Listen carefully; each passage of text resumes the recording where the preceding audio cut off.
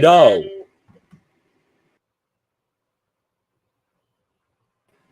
Matt, you're live. Hello. Welcome back. I apologize for all of that. We're trying to upgrade some things, and so far we're not seeing the upgrade part of it. Thank you guys for being patient. Welcome anybody who is joining us just now. Not sure if you guys heard anything before, so I'm going to go ahead and start as if this had never been a thing. So it turns out,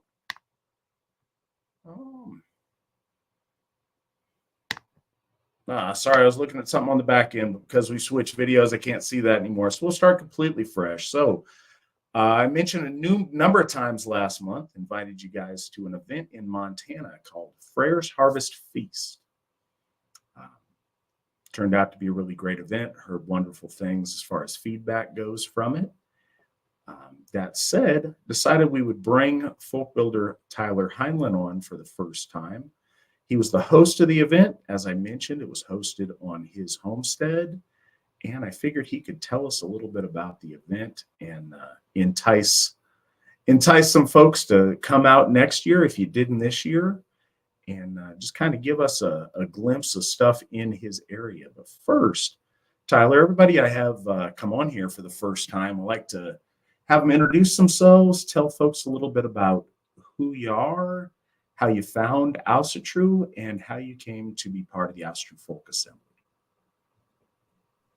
Yeah, absolutely. So I'm a Folkbuilder Tyler Heinlein. I'm out of eastern Montana. And I came to the AFA through one of our members. We bumped into each other in a couple of circles we ran into, just friend groups, and it was really a really good switch. I was looking for community, and then I ended up finding spirituality in addition. So that was a nice thing I wasn't expecting, which I think is true for a lot of our guys that come on and join the AFA looking for community. They end up finding a little bit more. So with that, how I came to Asatru in general, I came from a LDS background, and you know, my mother's side was all LDS. My father's side was whatever church was popular at the time. So I had a very wide selection of religion to draw from in terms of upbringing. So I got to see a little bit of everything. But what I noticed is that any bit of Christianity that I really connected to was inherently polytheistic. And so the more I dug into it, the more I saw that, you know, these borrowed roots that come from our ancestral faith were more akin to what I was looking for. And so I started looking to Asatru, and that's kind of my journey there. And when bouts was that? Oh, that's a good question. I think we're looking at 4 years now, maybe a little less. New kid on the block for sure. Good deal. I mean, the clock starts sometime for everybody, so no worries. That's great. I'm glad you found your way here. So I suppose before we hit Freyr's Harvest Feast,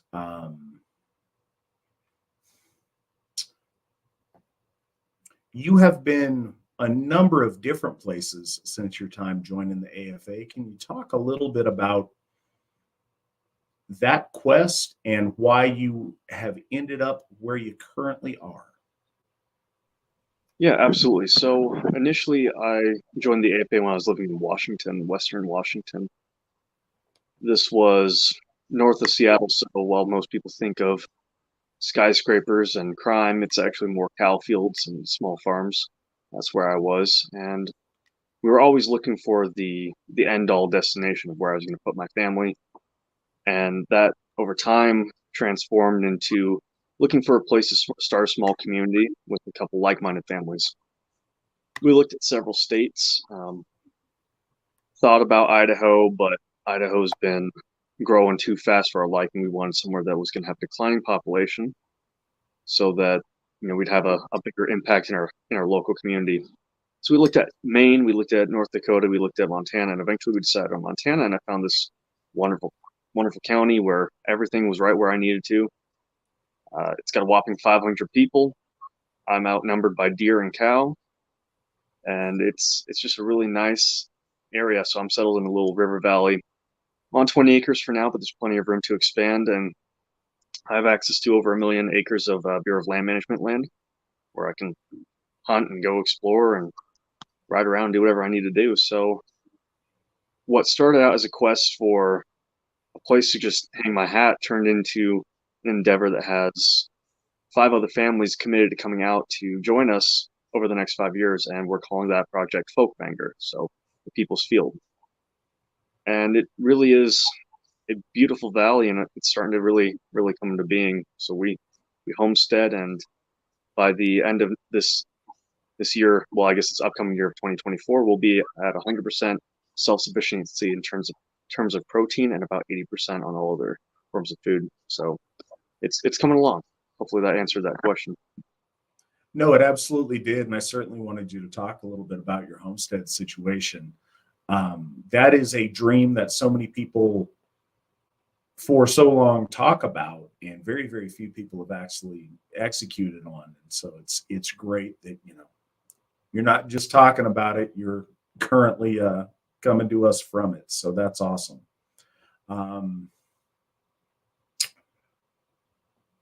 If no one had ever heard of it before and has no idea what was going on, could you give folks a rundown of this year's, I suppose, of Freyr's Harvest Feast generally, and specifically this year's event? Yeah, absolutely. So Freyr's Harvest Feast is a weekend dedicated to looking at the aspects of the Vanir, looking at 3 deities in particular. So we start the weekend on Friday, and we look at Njord, and we appreciate that aspect. We gather together. We celebrate Njord and the gifts he gives us, and then the next day is Freyr's Day. So Freyr's Day is the big day of the event. We do games, workshops, bloat, and of course a big feast. Now the feast is something along the lines of your typical Thanksgiving feast and your harvest feast smashed together. It very much has the old American spirit attached to it. And then come Sunday, we turn our attention to the hearth and the home, and we pay homage to Freya. So the 3 days have different feels, but they all kind of come together and really flush nicely. Overall, it's 4 bloats. So a bloat to Njord, a bloat to Freyr, and a bloat to Freya, and then a children's bloat. We typically do a sambal, although this year we just didn't fit it in. We had some weather complications that were quite thematic. And in general, it's a really good time. If you are going to go somewhere in the Northwest for an event, it's the event to go to. I mean, obviously try and get down to the Hoffs, but if you just can't make it, I got place for you at my place. Space for you at my place. There we go. Well, that's fantastic. How many people would you say were at the event this year? Well, this year we had 41 people. That is including kiddos, but honestly, the fact that there was that many kids makes it more impressive that we pulled it off. It kind of turned to a little feral pack. It's quite entertaining to watch, but a little difficult to manage, but it's definitely worth it. Looks amazing. I'm just looking at the slides Nick's putting up. The pictures looked great. Aside from Montana, what other states were represented as far as people who came out for it? Well, Idaho always does a really good job of coming out, specifically Northern Bastion Kindred, based out of Coeur d'Alene. But we also had Kyle Reeder come up from Southern Idaho. The McNallans came up all the way from California. We had a couple people from here and there come in. We had a couple people that bought tickets from Baldersoft territory, I believe Michigan, but they weren't able to make it out, but they still showed support. And next year, we're only going to get bigger.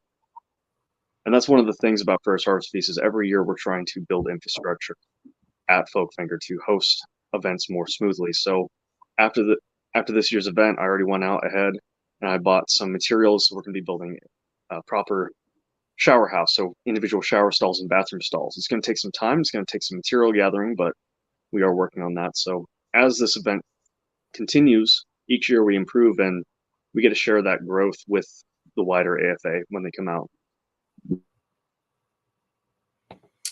Well, I think that's fantastic. It's a solid model, and that's a really good turnout for as far off the beaten path as the site is. What is closest airport if people are planning on attending in the future? Yeah, absolutely. So fortunately, the closest airport is Billings International. There are some local airports you could charter flight to, but the reality is it'd be more cost than it's worth. So it's about a 2-hour drive from Billings. We are actually 14 miles on a dirt road until you even hit the highway, and then we're outside of a little town called Winnett. So Winnett has half the county there, so it's boasting 250 people. It's rural as all rural can be. I got about 3 neighbors, and that's if you don't include the elk herd, because they outnumber us about 20-1. That's kind of cool. I think there's probably a lot of people listening that they have never experienced that kind of, I don't know, that kind of middle of nowhere existence. That's got to be pretty special. I really want to go check it out and see your spot. Like I said, the pictures looked amazing, and I've heard nothing but great things from people who went out there. Certainly, Sheila McNallen was very excited about it. Her and I talked when she got back a little bit. She had a great time. Let's go see if we've got some questions lined up. We got one, our first one, and our standard one here. Good evening. How are the host nights going? Also, what is your favorite Robert Heinlein novel? Only one that I have read is Starship Troopers, but I liked it. How's my evening going? It's a complicated question. A little bit grumpy about our technical situation, but I will tell you this Samuel Smith's organic chocolate stout is making it a little bit better. So I appreciate that. Also, I'm excited to be on here talking with you guys and to be over that particular hurdle. Sorry about that. I bumped. It's okay. Technical problems are our theme this evening. It's all good.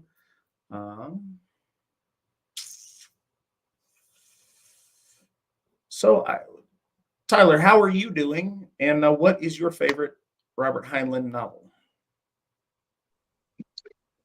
So I'm doing really, really good. We're past the feast, so I don't have any stress on my plate, and I got a lot of time to prepare for the next one. So I'm over the moon. I got everything lined up for the year. As far as my favorite Robert Heinlein novel goes, to be honest, nothing beats Starship Troopers. It's just there's something about it. There's something about the everyday man looking just unbelievable odds, unwinnable odds in the face, and saying, you know what? I don't care. I'm going to fight as hard as I can anyway. And there's an appeal to that. All right. Next up, got a question from the Wolf Throne. Without spoiling too much of the future episode, can you touch briefly on Winter Nights and what it does or doesn't have in common with Halloween?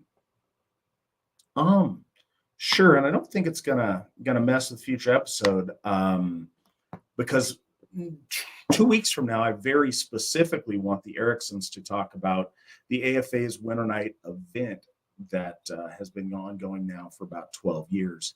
And they'll go into detail on the holiday itself, but as a little,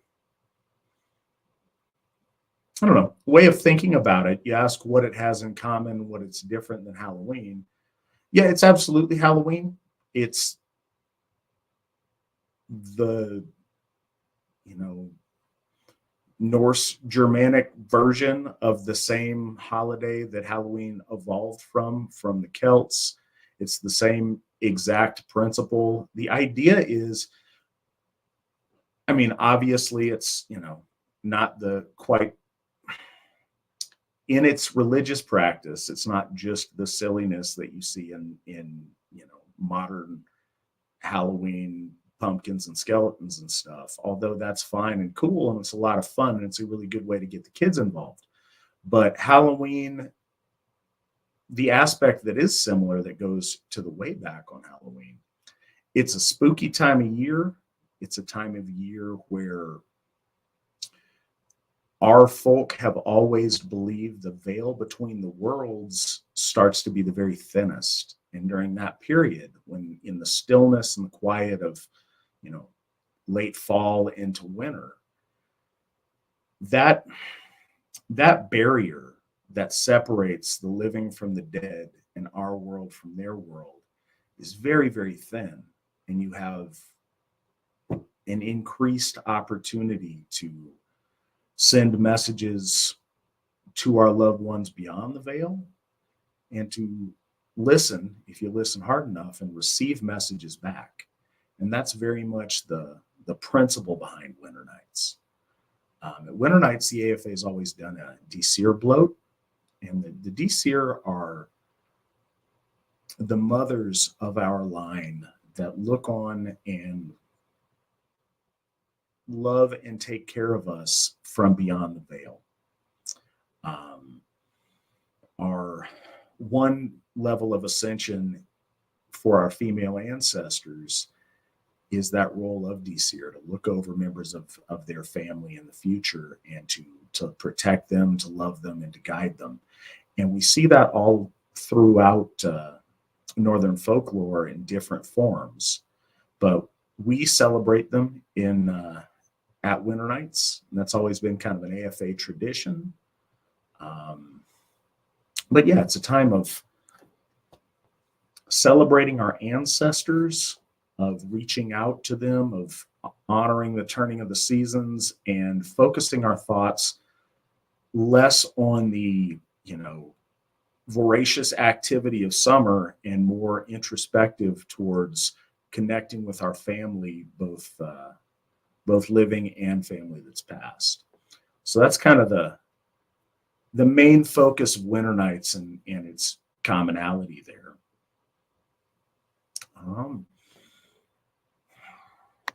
The next question. Good evening. Does the AFA support the worship of Celtic gods, such as Dagda, for example? Support is an interesting word, and I suppose it depends on how you use it. Yes, we honor people getting back in touch with their ancestral deities just as a rule, absolutely. Specifically in the AFA context, we believe in the commonality and the common root religion of all the different shades of Aryan religiosity. We firmly believe that you are better suited worshiping gods as we know them in the Norse pantheon than outside, because in that way we don't feel these different names for the gods are neglected. We feel that those gods are honored under the Norse names in the most effective and the best way. And we think that for a number of reasons, but that's certainly the focus and the support that, or the way of worship the AFA supports. Next question. Hey, Tyler, could you talk about your hammer and why you didn't wear it for a while? Yeah, absolutely. So my hammer is something that I chose not to wear for a long time. So when I first joined the AFA, I saw a bunch of people wearing Mjolnirs. I asked about it. I wanted to learn about what that meant and all that. And I determined that I didn't want to wear one until I had done something to earn it. And so hopefully that's coming in clear. I carved this out of wood from Baldershof. I'm no wood carver, but it suits me just fine. I chose not to wear a hammer until I had accomplished a major goal, and so I set myself to task to become an oath folk builder, and I decided not to wear a hammer until I achieved it. So what I went ahead and did was, when Matt oathed me in at Elsa Fest, I stopped by the Hoff on the way back. at Baldershoff, and Brandy hooked me up with some wood from a tree they had downed. I took it back, carved it, and that weekend I was wearing a hammer, but I would not touch one before. I just felt I needed to learn it. And I don't know if that really should be translated to anyone in particular's life. If you're thinking about wearing a hammer or not, do what is going to work best for you. But I felt that was what was necessary for me. Yeah, it's the first time I'd heard that from you. Appreciate you sharing that with folks. Another question for you. Will Tyler's homestead community be made up of AFA members? Yeah, so it's actually going to be exclusively AFA members. I mean, obviously I can't control who moves into neighboring parcels, of course, but as far as who's moving out, they are exclusively AFA members. No one's planning to come out that's rocking the Tradcath thing or anything like that. We have the advantage of being in a very rural area with very few job opportunities. That means that we can realistically not expect a large growth of non-Asatru in our area. Now, a lot of people are concerned about the lack of jobs in the area, and that's mitigated by the fact that we will be building businesses of our own in the area, and then also working together to provide economically beneficial agricultural opportunities. So I think that answers that one. Good deal.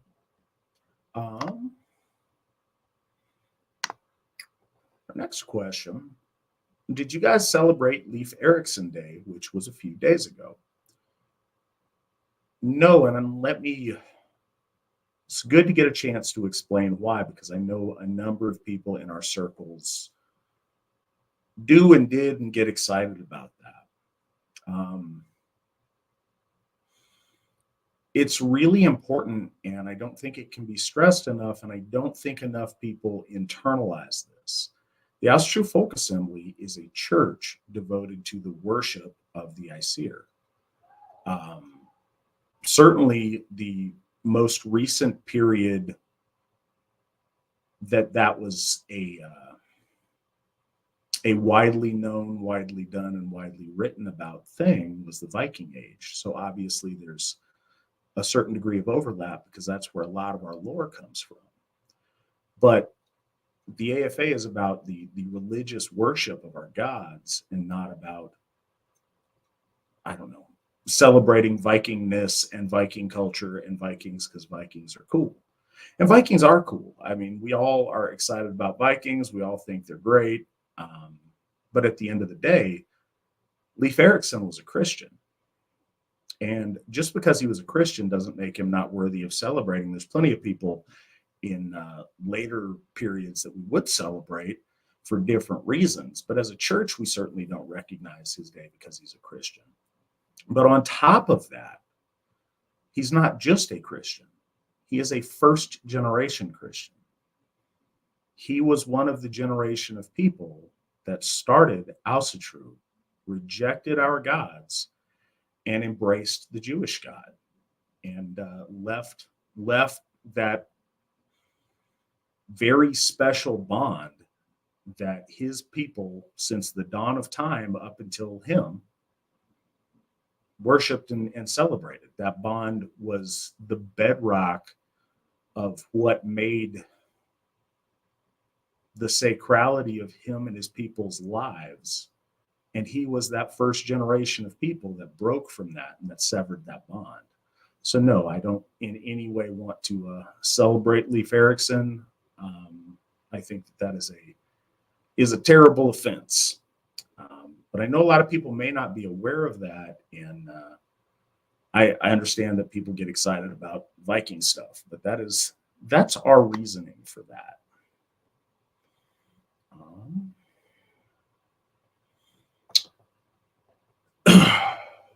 So next question from the Wolf Throne. One of the core beliefs of Asatru is the world is good, prosperity is good, life is good, and we should live it with joy and enthusiasm. How do we reconcile that with the evil and suffering of the world?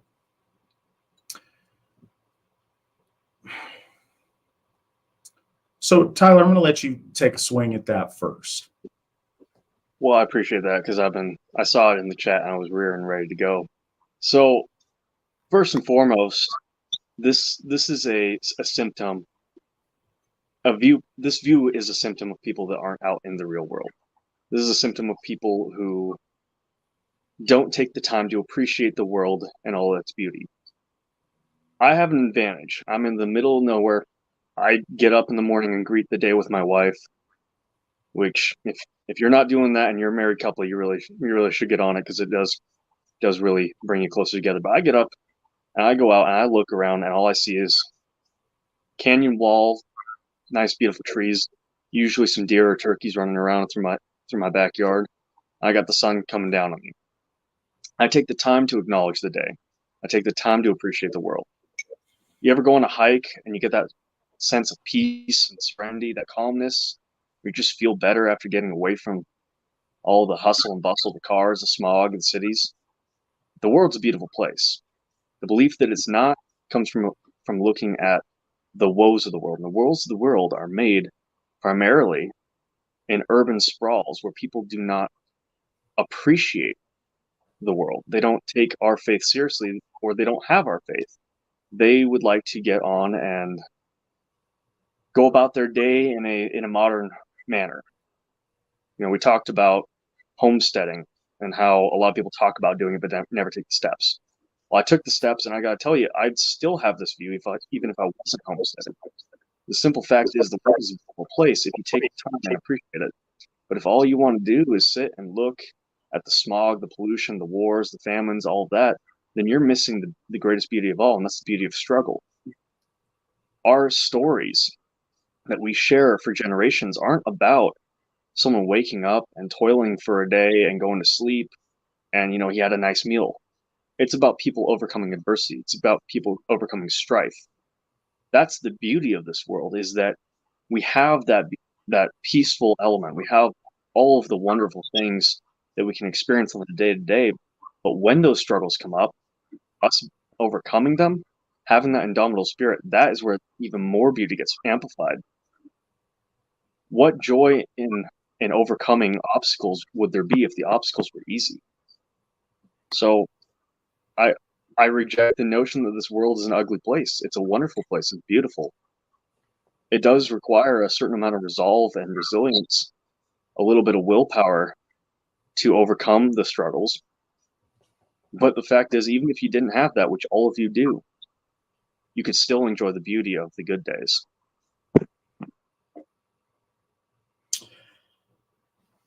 You know, it goes back to a conversation that we had. I guess he put it most succinctly when we were having a conversation with Folkbuilder Eric Lugnet in Sweden. Stop watching all the doom porn.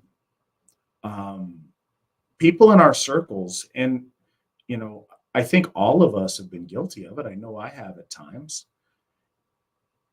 We are bombarded with negativity and with the sky is falling stuff all day, every day. If we are glued to our computers and our phones and our social media, which I am, 100% I am. Please don't, raising my hand, activated something on my new camera. It's all right. I'm learning this thing as we go. So that's the thing. We're all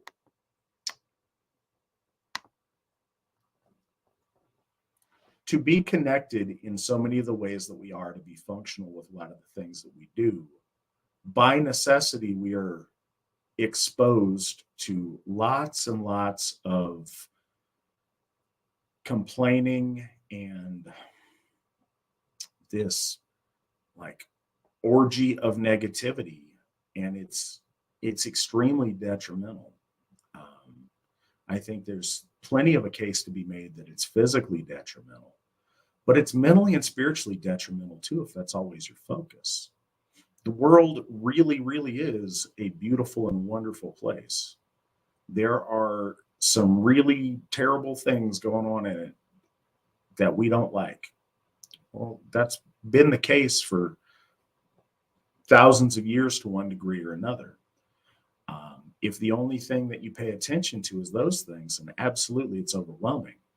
But one of the big missions of the AFA is to get our people to focus on what we can do, what we can achieve together, and the world that we are building, as opposed to the broad reaches of the world that are outside of our ability to affect in a meaningful way.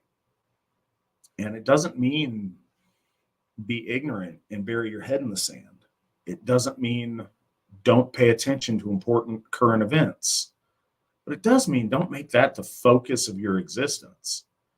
You know, if you happen to be in the AFA and you are heavily involved in a meaningful way in geopolitics, then by all means, fully engage with that. If you're not, if you're the dude sitting at your house and being grumpy and gnashing your teeth at your computer screen, spend your time focusing on the great things that we've got going on.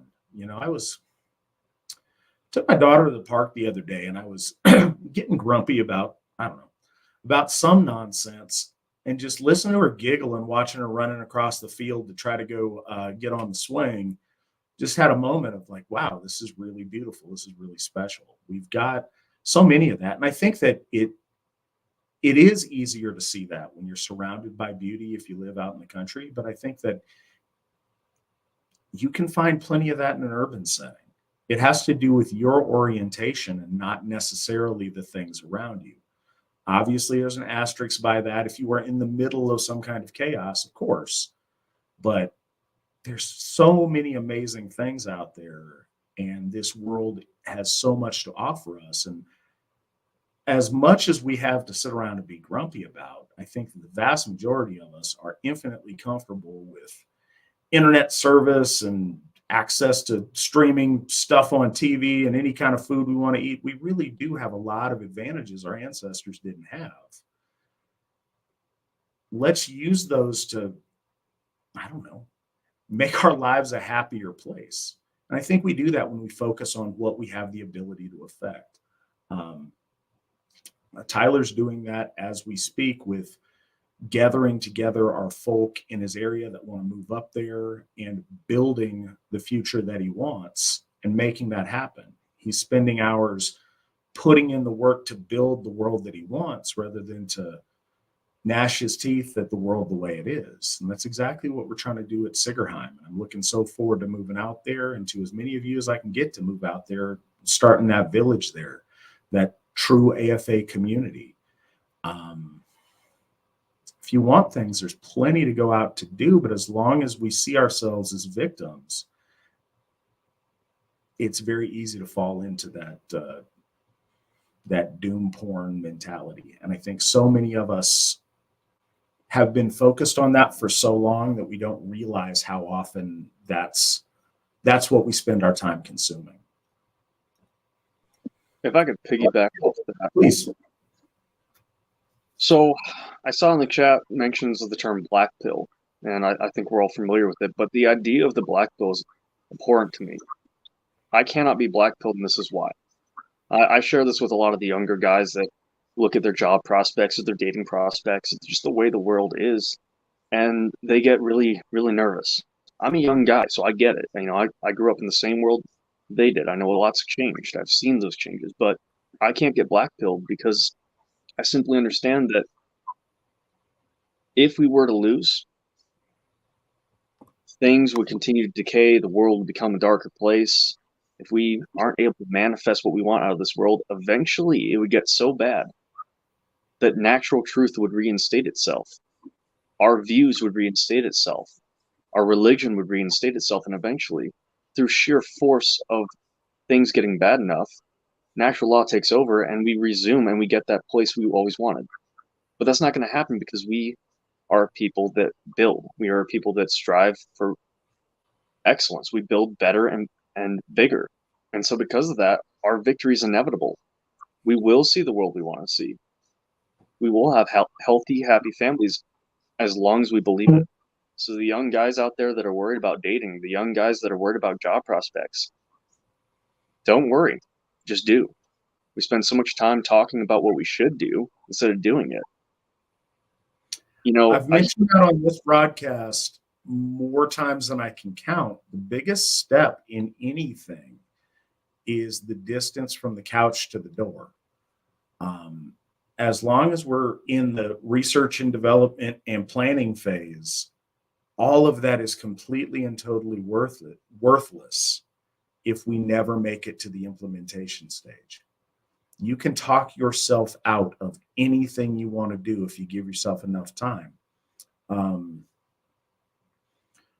That's one of the biggest things that is exemplified in our lore and is a theme of how to practice Asatru the right way, is we battle entropy, the tendency to decay, the tendency to move towards chaos and dissolution instead of towards bigger and better things.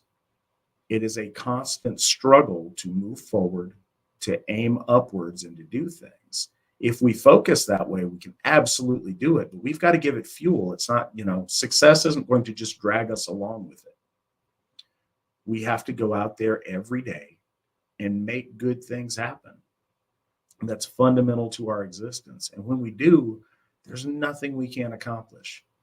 But when we sit around and one of the, we talk about soul sickness, but one of the biggest symptoms of that soul sickness amongst our folk, and I've seen this a lot, especially with young guys, is they get so convinced that they're destined to lose and that they can't ever win at anything that they stop trying, that they stop making any effort to do things, and they move into escapism. Now, sometimes escapism is video games and living a virtual existence and a number of other destructive habits or drugs or anything else. But a lot of times, a form of escapism is getting together with your buddies and talking about all of the terrible political things going on and how everything's corrupt and everything's bad and the whole world's terrible and we're all going to die. And when you get in that spiral with you and your buddies, it perpetuates itself and it kills so much time that you could spend going out and doing great things. We get guys that feel like they can never be successful in a relationship. We get a lot. This is something that baffles me, and maybe this shows my age or whatever. We got this whole class of young, good-looking, no homo guys that are out there and doing this whole incel, men go their own way, like don't even try, because they want to complain about how terrible everything is as far as the dating pool.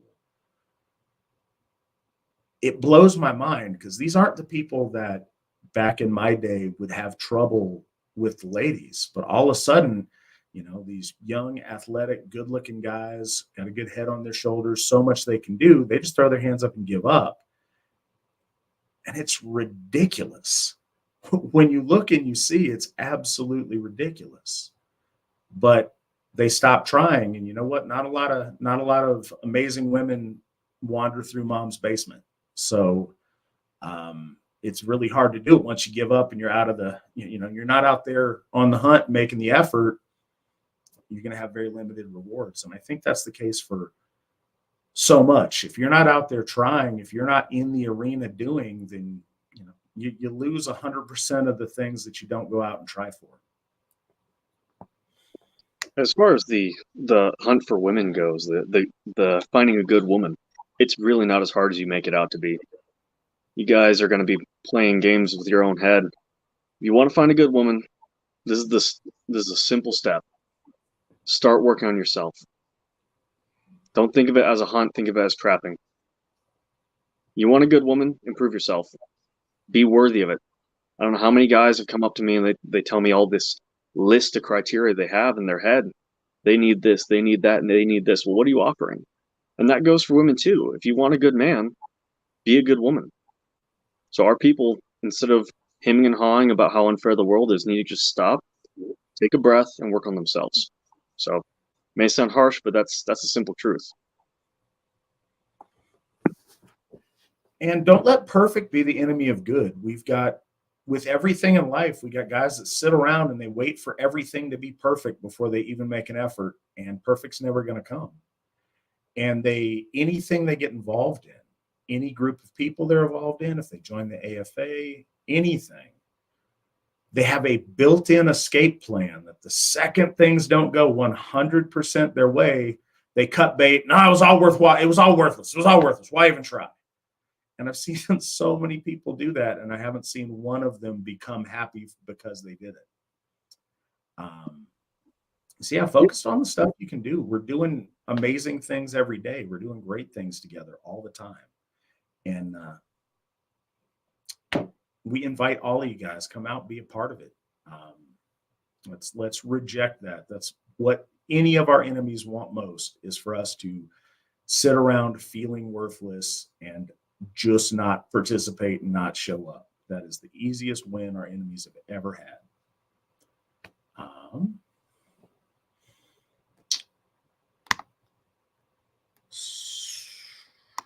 Fine, because we've got a number of questions stacked up since we started on this particular tirade. I appreciate that, guys. Thoughts on honoring or worshiping Voland/Wayland in regards to machinery and technology? Sure, why not? I don't think that's a terrible thing. It is a challenge that people end up having, is so often, as I mentioned earlier in the program on the Leif Erikson question, so much of our imagery and our lore comes from the Viking Age. It can be a challenge to scale those things up towards modern things that have no equivalent in that time, like a lot of the technological innovations, and try to figure out where different things fall on that new playing field that, wasn't even conceived of by our ancestors at the time. No, I don't think that, I think that the god of the demigod, perhaps, of smithing is a reasonable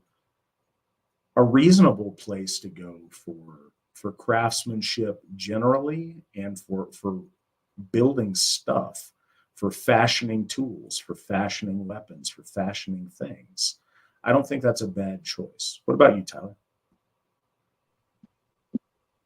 Well, as far as everything goes, I mean, we do tend to focus a lot on like the Vendel to the Viking period when we look at our heroes and worship, but I don't have a whole lot to speak on any particular option for you guys on technology, but I will say this: as far as ancestral veneration goes, there's never a bad time period. I mean, you all have ancestors that were pioneers, colonists, explorers, farmers. Doesn't matter what age or what title they had. There's something there. There's always a story that you should be able to dig into and experience. As far as any particulars go, I think Matt has a lot more information on it than I do, but I would say just take the time and get to know your ancestors. That's never going to go wrong. I mean, that's always solid advice. And the other thing that's true that I don't think enough people fully internalize. You guys have heard me rant about this before with the whole scholasticism versus piety discussion.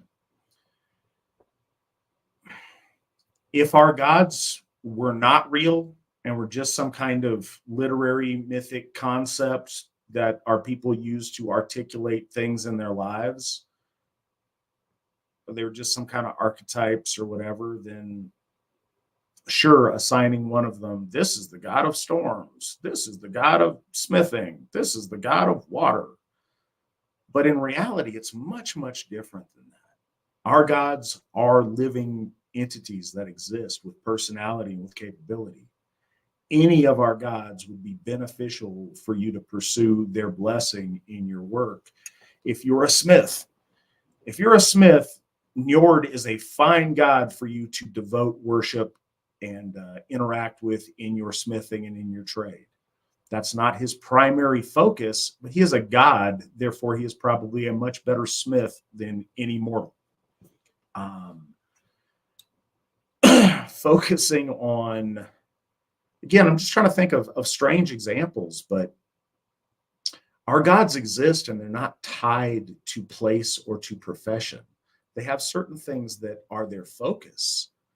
But we see time and again, depending on where and what time in our lore and what tribe people belong to, they would reach out to their specific tribal god they were most fond of for success at life across the board, even if it's, outside of what the stereotypical understanding of that deity is. Our gods are gods, and we should never forget that. And just as you are capable of a great many things in your life, they are also capable of a great many different sides to their personality and things they're capable of.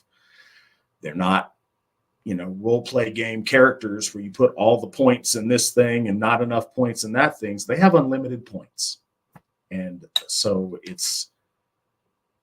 don't confine yourself to, oh, I'm smithing, I need to worship the god of smithing. There's a lot more to it than that. It's a lot more in depth than that. Real quick, please. I think there's also this disconnect between people and our past, right? I mean, if you look at a machinist of today, that's a smith of yesterday. Our jobs aren't new. We've just gotten better tools and better technology, and we've come up with new fancy terms. At the end of the day, the jobs is the same. So don't get too caught up in this whole what is the modern comparative. We're one people. Time really becomes obsolete when you start thinking as one unit, one people. And that's not 100%, but I think in terms of asking like who the god of technology is, I don't think there's much of a difference between the technology of the past and the technology of today. Really, what's the difference between the cotton gin and hand picking and weaving? A couple pieces of wood, a couple pieces of metal.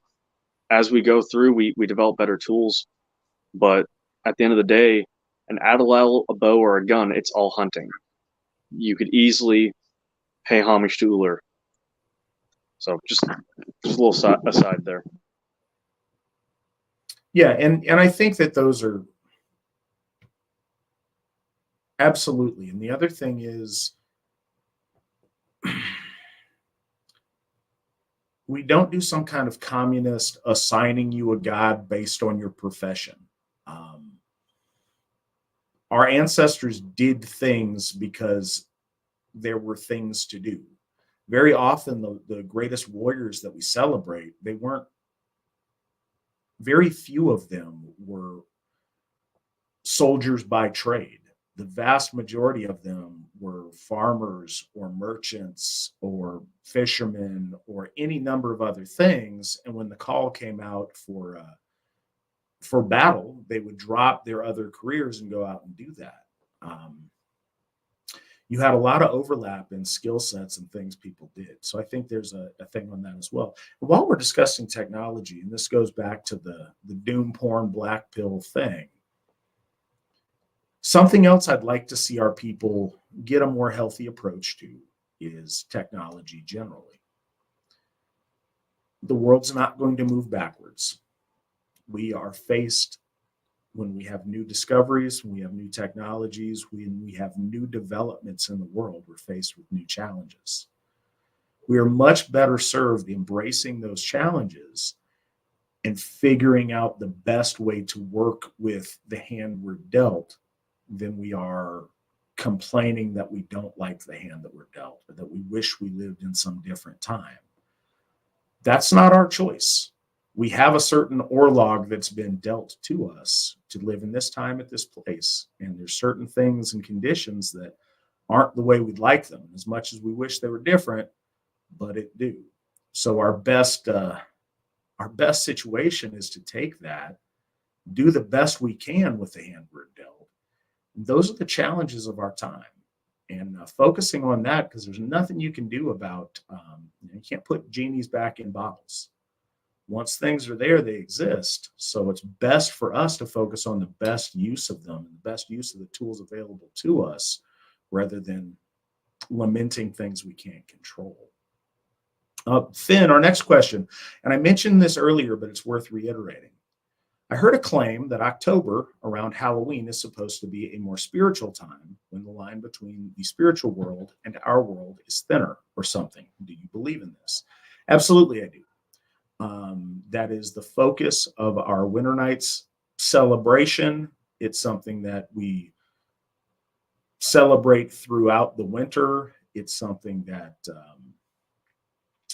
it's one of the reasons that we focus our worship during Winter Nights very often around our ancestors. Specifically, I mentioned the Disir, our female ancestors that look after us from beyond the veil. But yes, absolutely. That time of year is very special. And those two separate forms of existence are closer at that point than at any other point. And so that's, we try to focus on that.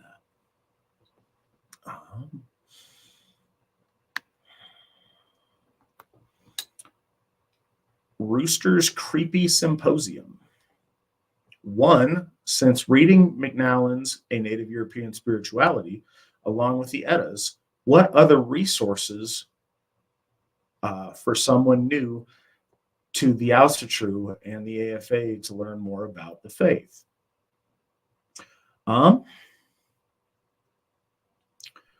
So I've plugged this many times. Culture of the Teutons is a really good choice. I think there's a lot of really good information there. There's any number of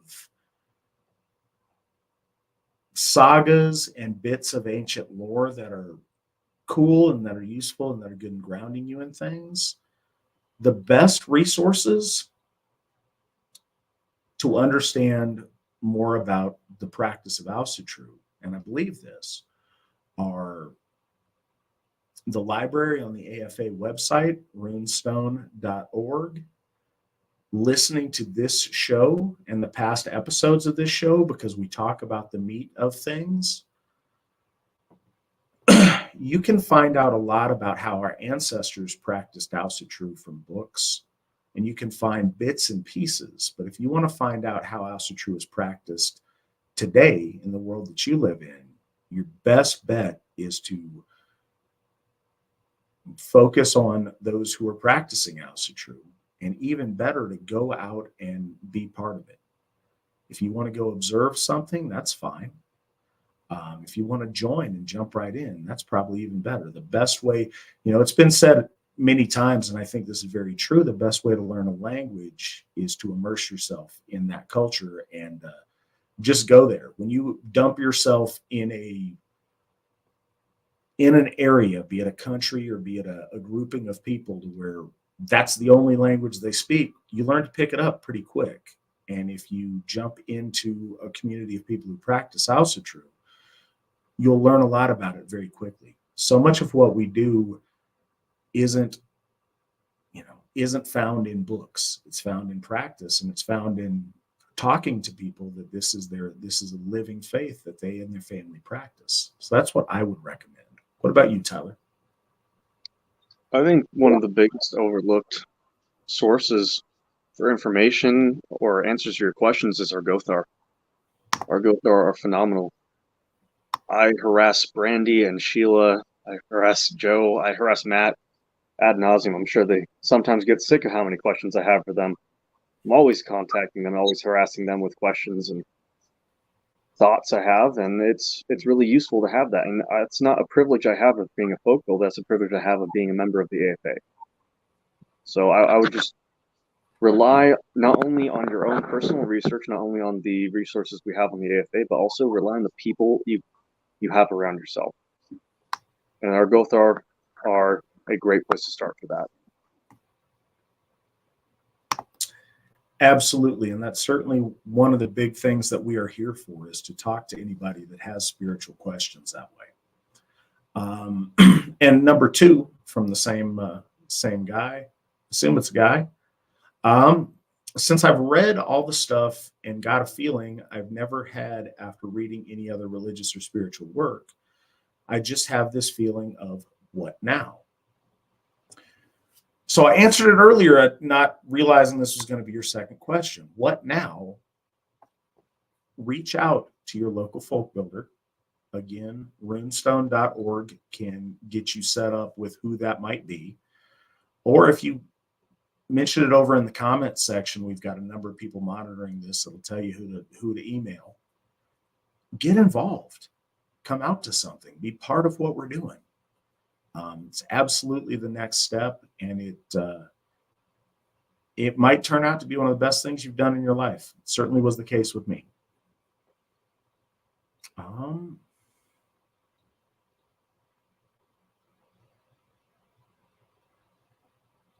Okay, I think Nick threw that question up as a joke. Next question. Which translation of the Eddas would you recommend, especially the Poetic Edda?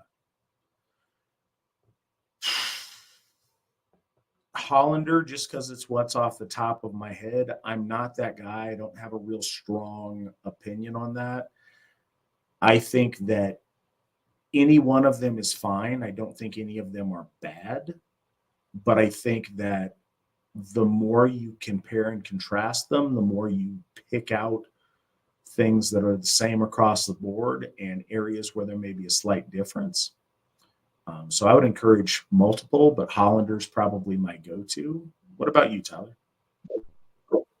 So I like Anderson's, and I do Jackson Crawford as well. But in general, one of the things that we do on the Unity call is every few weeks we talk about we share a passage of the Havamal, and then we compare our different editions and we talk about it, and everyone brings a stanza they really felt was relevant to them, and we talk about it. And the advantage of doing it the way we do it is that we get to hear different versions of it, and we get to pick up things that we might not have seen. So I think Matt is 100% correct. You should not constrain yourself to a single translation.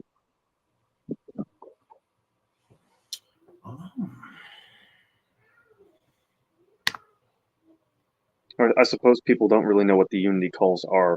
We're not. No, that's the word. Okay. Please explain to folks about this Unity call.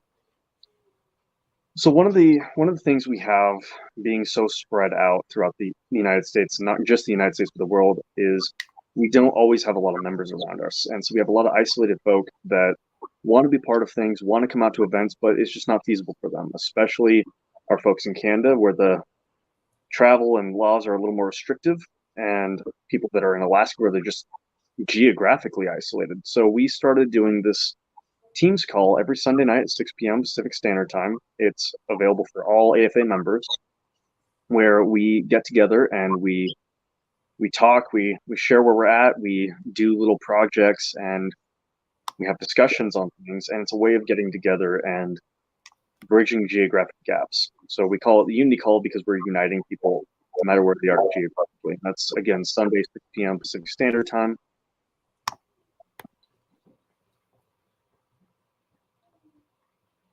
I think we may have lost you there.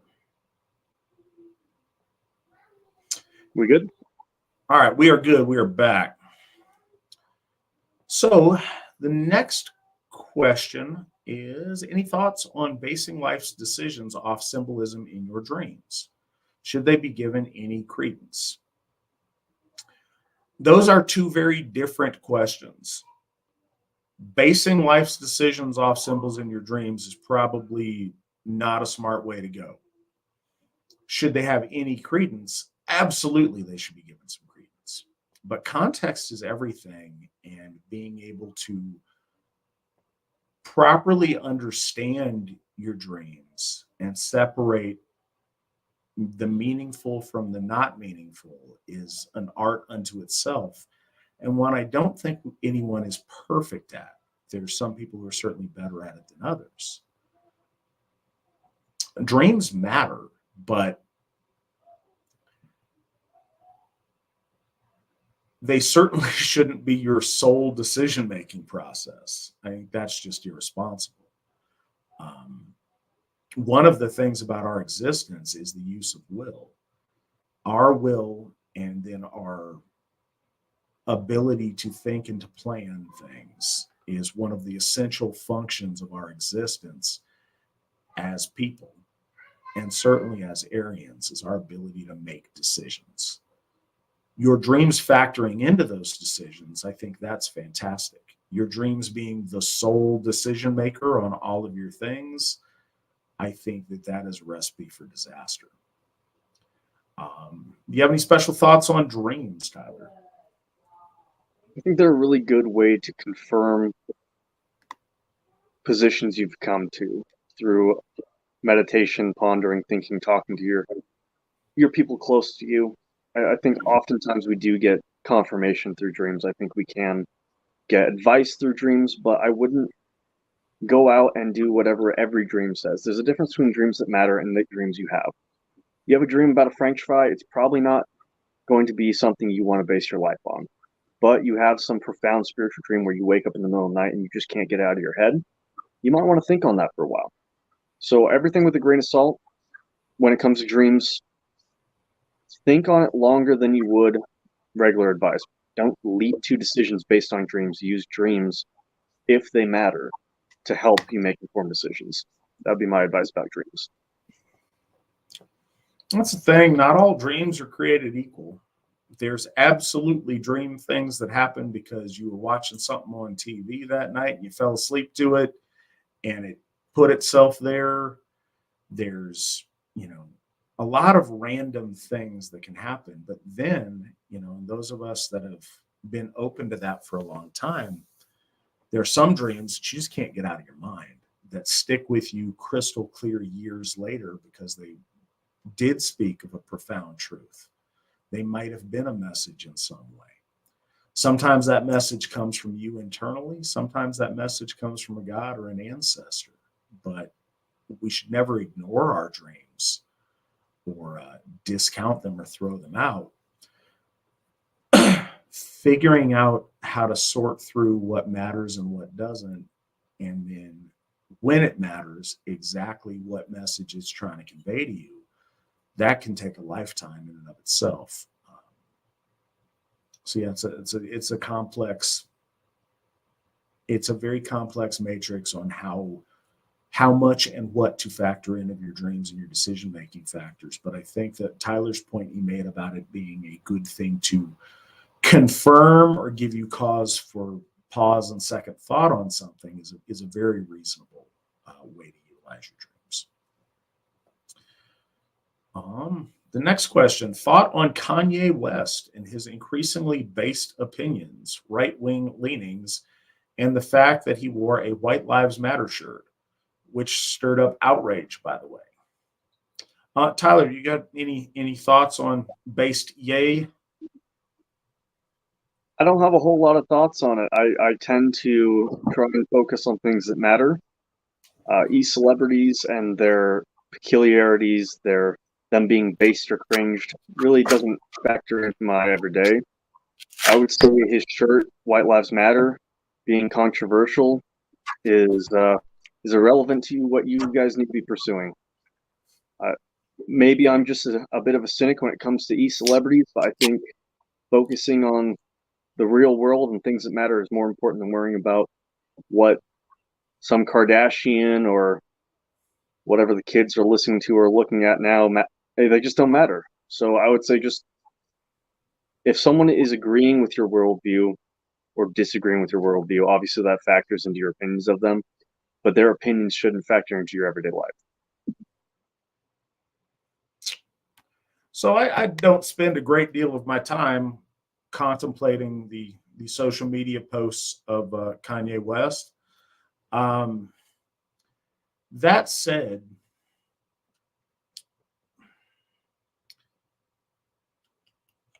and I hate to even use the term, but I think folks are familiar with it, so I will. Life has a way of red pilling people.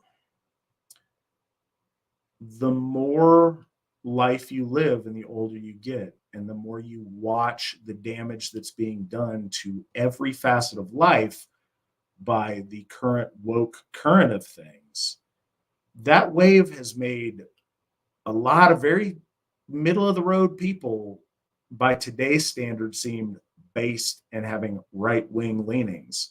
And I don't think that's the case. I think what is interesting about Kanye's situation, and it comes on the heels of a number of other, I'd say blacks in a lot of different highly visible fields, but specifically rappers have been relatively vocal about it. Just some common sense. They're starting to realize ways that things are rigged in a really bad way, with a lot of these things done by a group of people that historically have taken their support for granted and have championed them. They, you know, a lot of people, and celebrity doesn't always remove you and your vision from all of the things going on. It has a way of insulating, certainly. There's a lot of people in all walks of life that are kind of waking up and saying, hey, things aren't like we're being told. And yeah, we should have something that's remotely traditional to something our parents would have found acceptable, or better yet, something our grandparents might have found acceptable. And I think this is, you know, an extension of some of that. I think very often we need to stop and reconsider that maybe quote unquote based opinions and quote unquote right-wing leanings are just common sense, and that a left-leaning moderate of the 1990s is an extreme right-wing fanatic of today without changing any of their views. But society has radically changed in a pretty, you know, a pretty bad way in a pretty short time, certainly in the West. So I think that's, you know, that's my thoughts on Kanye's situation. And also I do think it certainly gives him a certain amount of revitalized media attention for a few minutes. Honestly, my favorite period in Norse history is the Bronze Age. I truly wish we knew more about it. Do you think that etymology is the best route to help reconstruct what they believed? What say you, Tyler? I think no matter what era, Bronze Age or otherwise, if you want to get closer to what your ancestors believed, the best way to do it is through practice and ritual. It is not through becoming a hermit and going through scholarly papers. You can certainly gain a lot of information from learning. There's nothing wrong with scholarly pursuits, but if you really want to get down to brass tacks, just practice your faith.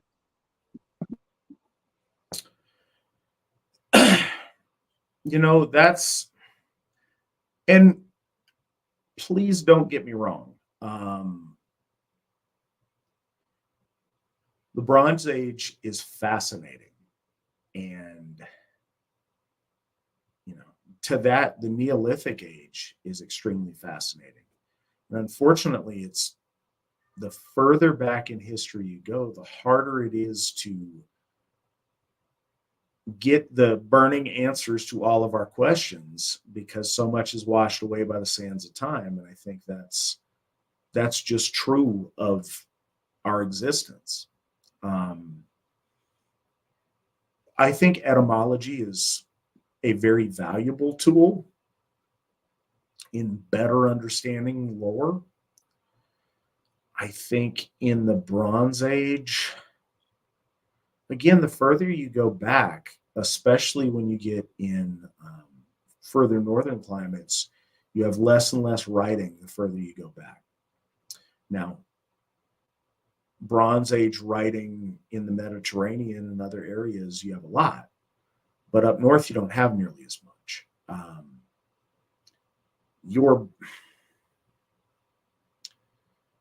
Your best bet for understanding the specifics of how Bronze Age people worshipped, that may be your best bet. Archaeology can help you figure out some stuff to better connect with your Bronze Age ancestors and to get a better understanding of how they believed. I think your best step is to jump in and practice Asatru the way we do it now. And use that as a way to use that as a starting point and a context to speculate on. And I think we do this in the inverse a lot. I think we take elements of the past and we try to scale them up through history of how they might develop. I think rather than questioning how they might, let's look at how they have developed. Let's look at modern Asatru and then scale that back to the Bronze Age, thinking, well, what would this have looked like in their social context, in where they were living? How would, if we were going to do an AFA bloat for 2023, but we were Bronze Age tribesmen on the Baltic somewhere, what would we have done? And I think that's going to get you much closer. It's one of those things that, you know, just as a flight of fancy, I've always wondered, you know, what people at different times would think if they watched something the AFA was doing, if they watched one of our rituals. And it is my sincere belief and hope that, you know, a Viking Age guy from Norway, Germanic tribesmen from, you know, the turn of the first millennium, or of the 0 point of the millenniums, I guess. Someone in the Bronze Age or in the Neolithic that was our folk. They wouldn't understand the words that we were saying. Some of them may recognize the names of the gods we're using. They wouldn't understand the clothes that we were wearing or the setting that we were in, maybe. But I believe that they all would understand the process of what was going on.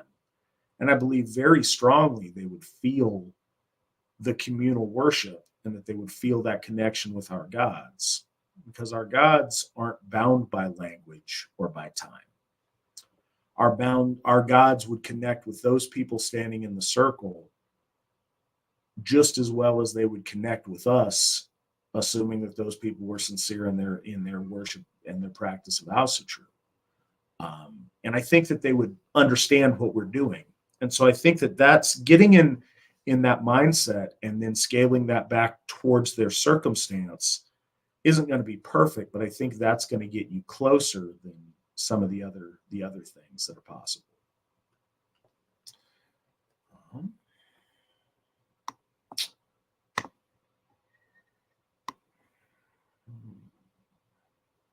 Oh, so yep.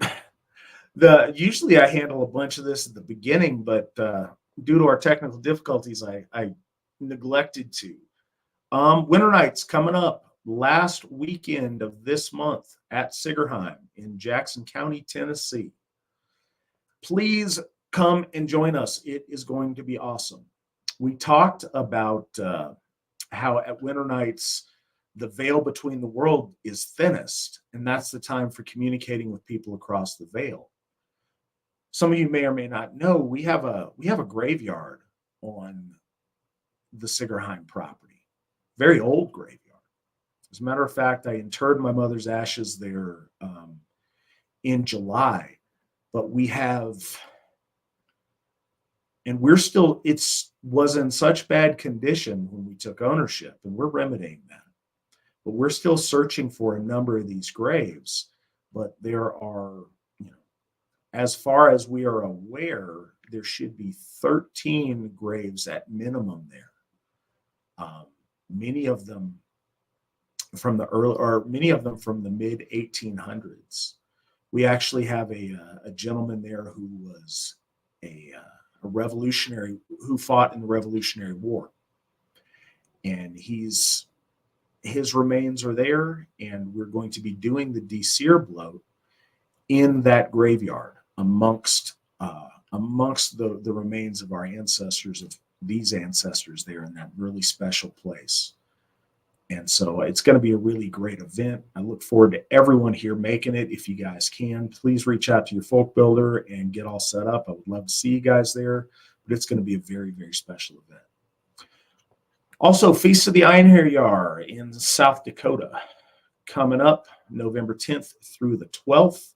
I would love to see you guys there. It's going to be spectacular. It's going to be awesome. I'm going to be there. I believe the McNallans are going to be there, and it's going to be a really good event. So I hope you guys can make it out. We would love to see you there.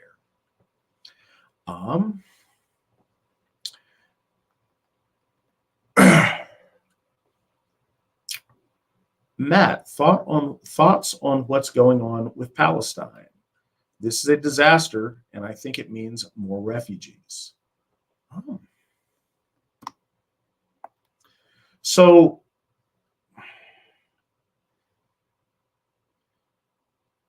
it's a nuanced thing, and there's a lot going on.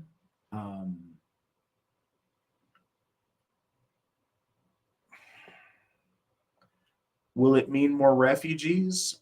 Maybe, probably. The battle between Muslims and Jews, between Arabs and Jews in that part of the world is ancient and ongoing, and probably will continue to be so. Neither of those groups of people are our people, and I think in a lot of ways we don't have a particular dog in that fight. I certainly don't have a particular dog in that fight. What I will say is needless suffering of women and children is bad and makes me sad, and I feel bad for those people. Whatever kind of people they might be, I feel bad for women and children suffering the ravages of war. I think that's awful when either side of people does that. I think targeting civilians is a terrible thing to do, and I think that's kind of an understood part of what makes us Aryan people, is that is abhorrent to our soul on a certain level. I think our people are the people that have established. Good night, Aubrey. I love you too. I think that our people are people who have established proper codes of conduct in those kind of situations to minimize suffering by women and children. And so I think that's a thing that stands out, that is always painful to see happen. I mean, I'm paying attention like everybody else. I'm curious about what's going on. But yeah, that's what stands out to me. Do you have any thoughts on that, Tyler? I mean, it's definitely a big can of worms. I'd say that area has historically always been contentious. I don't think there's many modern countries that don't have some sort of past where their gentry classes try to claim that land as theirs.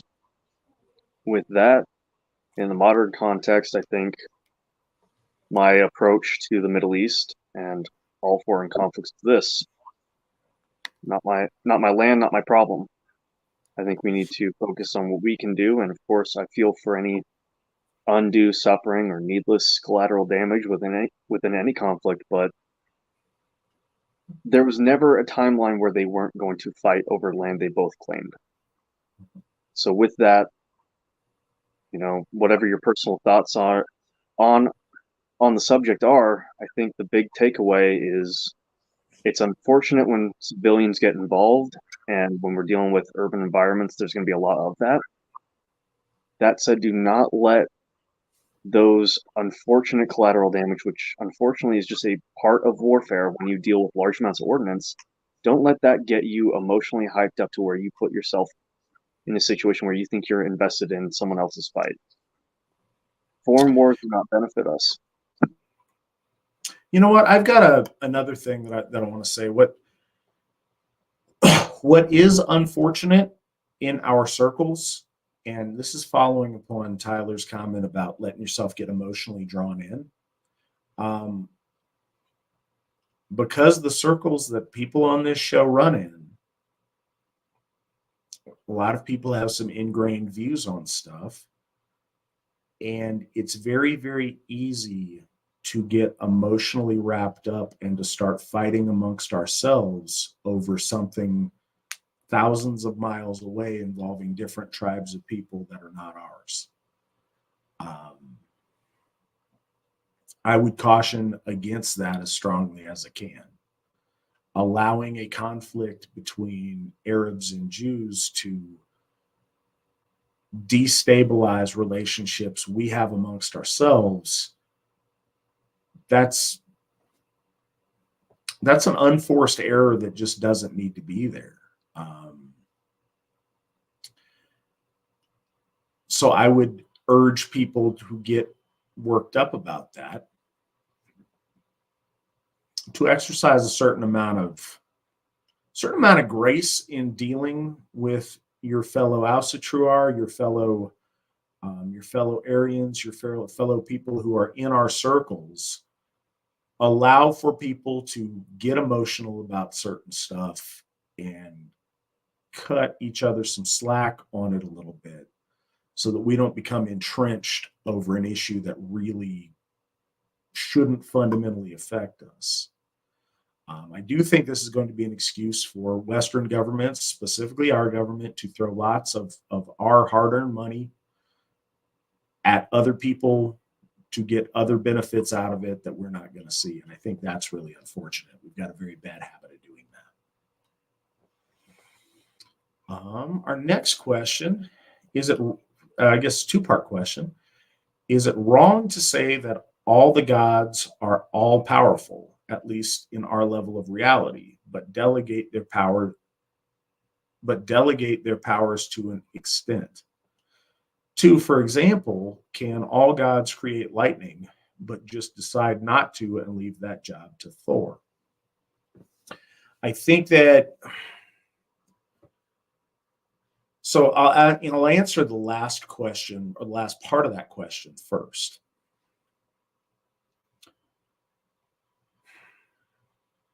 I think it is I think it's missing the point, and I don't think it's accurate to, again, see Thor in that one dimension, or to assign all pieces of nature must be to one of the gods. Thor, the association of lightning and Thor is a way for our ancestors to communicate to us the might and the power and the quick reaction of Thor, the fear and the terror at the heavens striking down at the earth tells you about Thor, helps you conceptualize Thor. Every piece of lightning is not the intentioned will of Thor. We can explain lots of lightning by lots of weather patterns and meteorology that we all understand. Natural things happen because they've been set in motion to happen. Now, the gods can work through nature to express their will in specific ways, but it doesn't mean every circumstance of that. Odin sends ravens to communicate messages. Ravens absolutely can be signs of the gods. But more often than not, ravens are just ravens out there living their life being ravens. Just because a god works through something that's natural doesn't mean all instances of that natural phenomenon are the intentioned will of one of those gods. I don't think it works that way. Also, I don't see reason to believe that any gods are all powerful. All powerful would take away struggle, and we see struggle throughout our lore. Our gods are extremely powerful. There are other forces that have a lot of power too. But when we look at the bigger forces of the universe, I think it's kind of a ridiculous claim by other people that their gods are all powerful, because clearly the world doesn't work like that. When every single thing is the will of an all-powerful singular God, and there's no other things that can act upon it, that God is the only thing that has power, then they bear a certain amount of responsibility for every bad thing that happens. And I don't think that's one of the things about our lore that's refreshing. Our gods aren't responsible for all of the suffering in existence. Our gods are responsible for a lot of the not suffering, a lot of the great things and the joy that exists. We try to work the will of our gods in Midgard to alleviate suffering and bad things for our folk. There's a lot of things that relate to the benefit in society that our gods provide through their benevolence, but there's never been a claim that they are all powerful over all things. There's certainly a interplay of power between our gods and other forces in the universe, and I think our lore says that very clearly.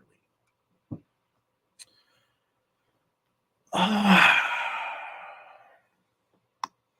think the only thing I'd add to that is all powerful is a very human perspective. If you were to compare an infant, a 3-month-old baby, for instance, to a 45-year-old professional flat roofer, I think we would safely say that in terms of roofing, the 45-year-old is all powerful comparatively. So a little bit of perspective. Our gods are absolutely very powerful, but scale it. Yeah, they're orders of magnitude more powerful than you or I, but as far as gods go, no, there's not that level of that's not the way the universe works. What are your thoughts on Freya and Ostara being the same goddess? Tom Rousel makes the claim that they might be the same, similar to how Yngvi and Freyr are the same. And considering Freyr and Freya mean Lord and Lady, he claims that Freyr's actual name is Yngvi, and that it's possible that Freya's actual name is Ostara. Thoughts on this? Sure.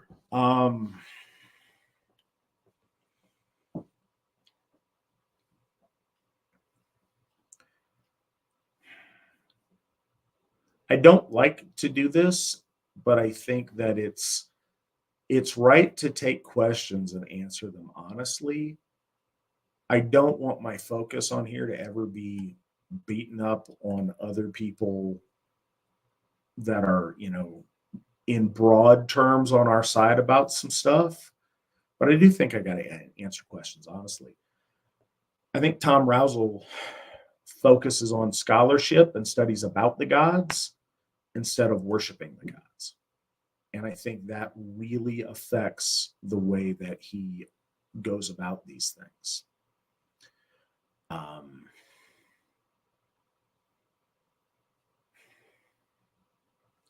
No, I don't think that Freya and Ostara are the same goddess. There's no reason to think they are the same.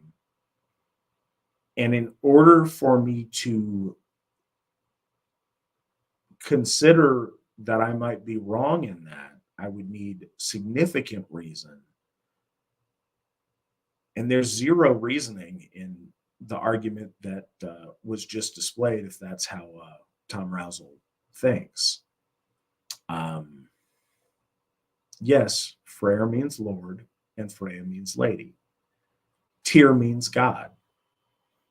All three of those persons are persons who were afforded that title by our ancestors.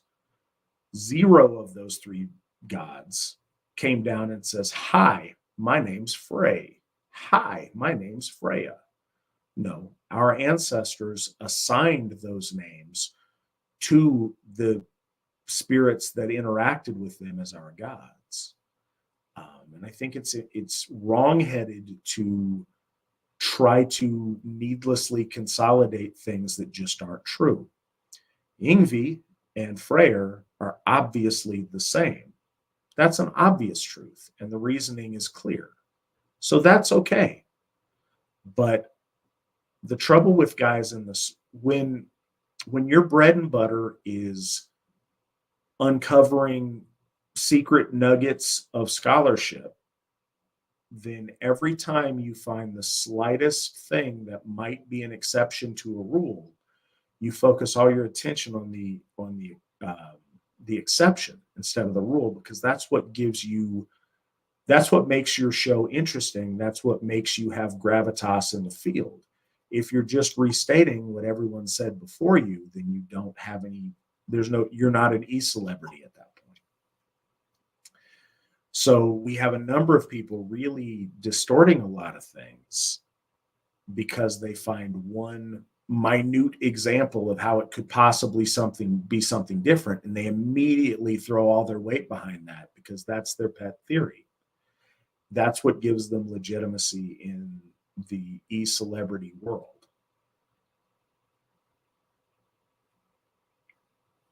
What scholars think matters so much less to me than what priests and worshipers of our gods with a proven track record of consistent interaction think. People who practice Asatru don't think that those are the same. They don't think that Freyr and Ostara are the same. Scholars that contemplate how ancient people might have practiced Asatru are the ones that come with those exotic theories. And I don't know. I think it's very insulting listening to, it's been a while because I just found it insulting, and I found it not helpful. So I haven't listened to his show in a really long time. But he spends all of his time postulating on what it would be like if Asatru existed, instead of practicing Asatru and realizing that it has been active and in existence now for over 50 years and sincerely practiced by generations of people. And to just negate that, to want to postulate about, let's pretend Asatru doesn't exist in a modern form so we can endlessly navel gaze about, bits of ancestral archaeology.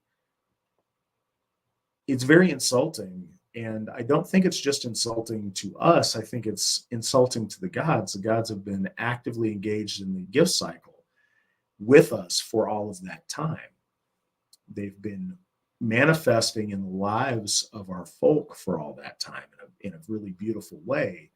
And to negate all that because it's cooler to just be the armchair, analyst of ancient Asatru it's unfortunate. The other thing, I think there's this constant need to try to reduce our gods or to drag them down closer to us for our benefit rather than to elevate ourselves closer to them. And I think that starts by, trying to simplify the things we don't understand rather than to raise ourselves to a better level of understanding. Are you a fan of Survive the Jive? Do you listen to a lot of his stuff, Tyler? I really don't follow him too intently. I view his Telegram channel here and there, but it's not my go-to. I've harped a lot already tonight about the impracticalities of a wholly scholastic approach, a wholly big brain, hot take intellectual pursuit. So I'll probably just leave it there. Hot take. Yeah, and I'll say this. I got to meet Mr. Rousel one time at a Northwest Forum in Washington. Very polite, real nice guy. I'm sure he's a great guy. My intention is not to be insulting or not to suggest that he's not a really good guy. He probably is. He was to me the few minutes that I spoke with him. But I think he's wrong in his approach to Asatru, and I really wish he would join and get on the team and help us all move forward.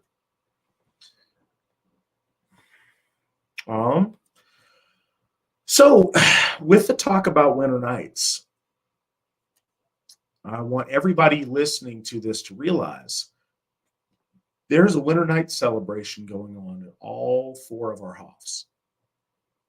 as well as the one at Sigerheim.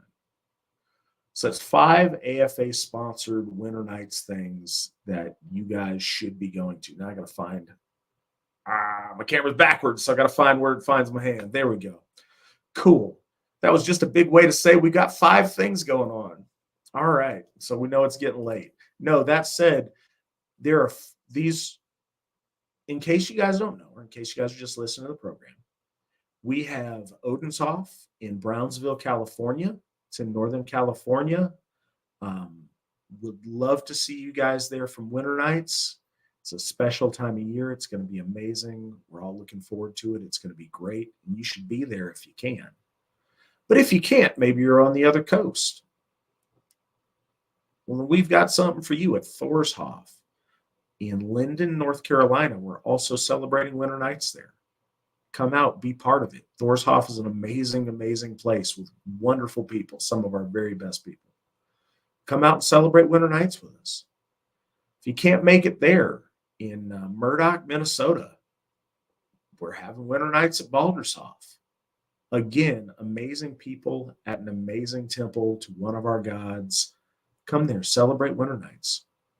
And if you can't make it there, maybe you can make it to Njordshof in White Springs, Florida. That's in North Florida. Come on out, celebrate, experience winter nights with us. Be part of it. And if you can't make it to any of those, or if you can make it to all of those, probably can't because I think they're all on the same day. But the following weekend, we're having winter nights at Sigerheim, and we would love to see you guys there. Wherever you're at, take time to honor your ancestors this winter nights. Experience it, reach out, and stand with open mind and open heart to receive messages from your loved ones beyond. And some really, really special things can happen. Currently, I'm trying to convert my girlfriend with me, and I'm making some progress. I'm wondering how far I should take it before trying to bring her into events and into the AFA. So, Barry, you know your girlfriend better than I do, and context is everything. So I can give you some general guidelines of what I think on it. Tyler can give you some general ideas of what he thinks. End of the day, you know her better than we do. Tyler, what would you say to Barry's question? Again, I would need to know more to give you very specific ideas, but I would say in general, if you're looking to bring your significant other, whether you're a man talking about your woman or you're a woman talking about your man, if you want to make it happen, the best way to do it is just be open with what you believe, lead by example, and get them involved in the community. I, like many others, got into the spirituality of Asatru by seeking the community of Asatru, and we have some really, really great people. So get them linked up with great people, and it will naturally happen. That would be my advice to you. So,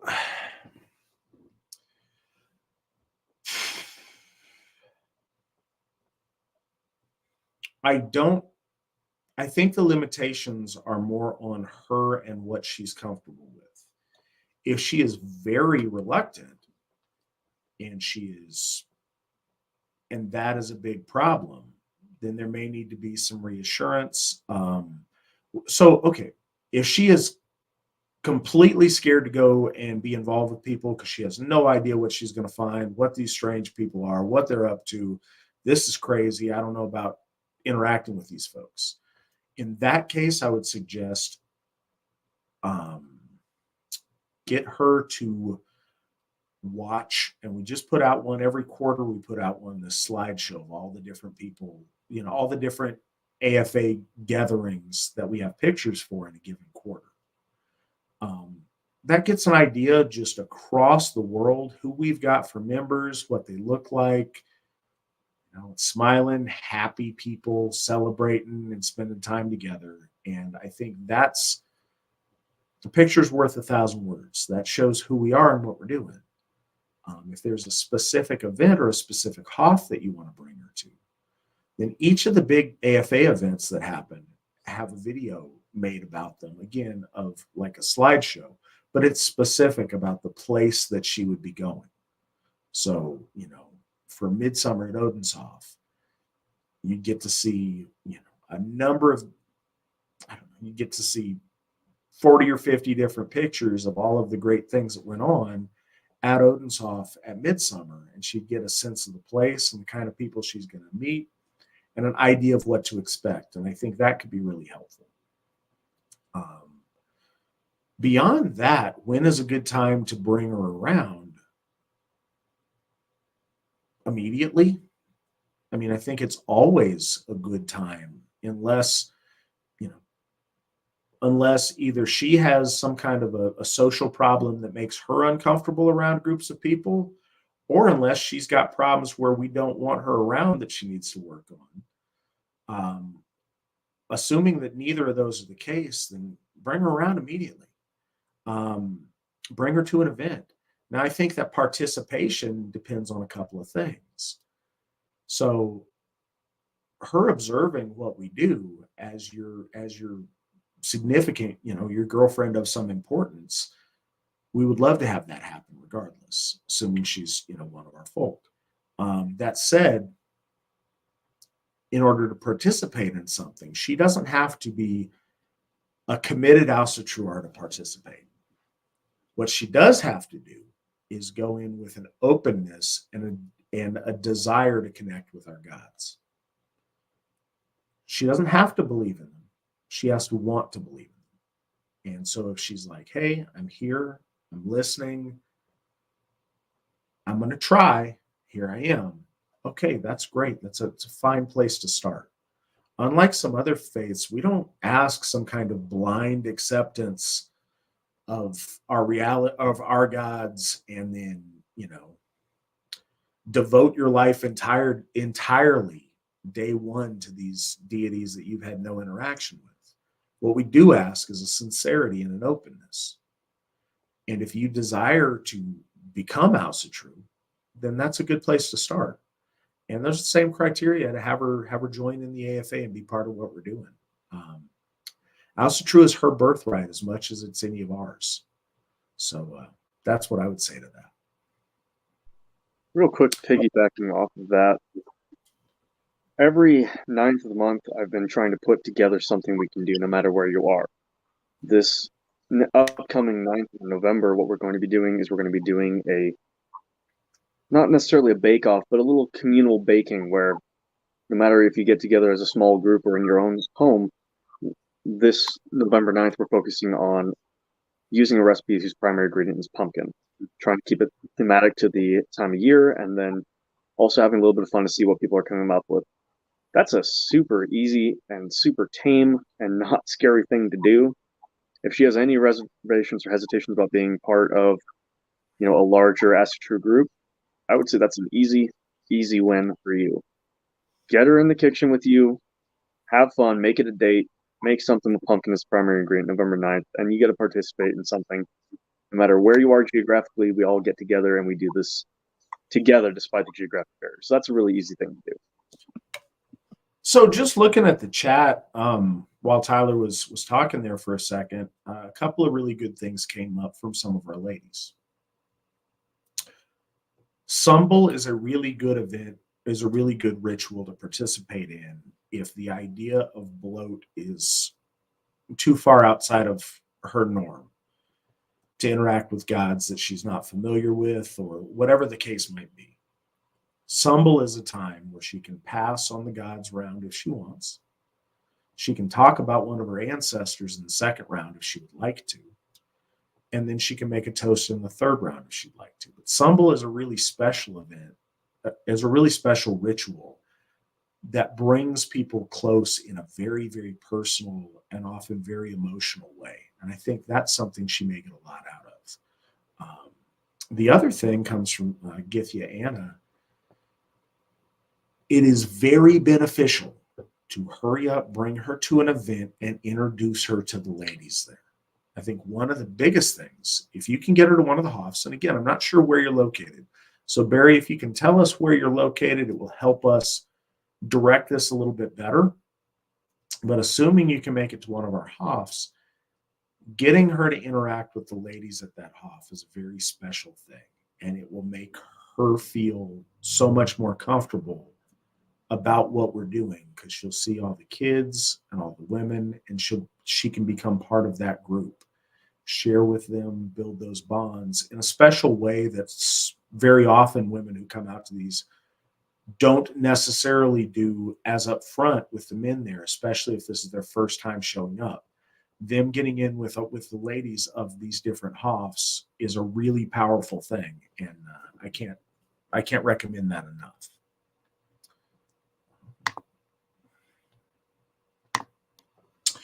What are your thoughts on what's been going on in Russia/Ukraine? So this one's different than the previous conflict we were asked about, because these are our folk ethnically. One thing I think is we don't really know all the details on all the things. There doesn't always need to be a bad guy. It's very tempting, depending on where you have people from. If, maybe your ancestors are Russian, maybe your ancestors are Ukrainian, maybe you know people still living in one of the two countries. It's very easy to pick a side based on that.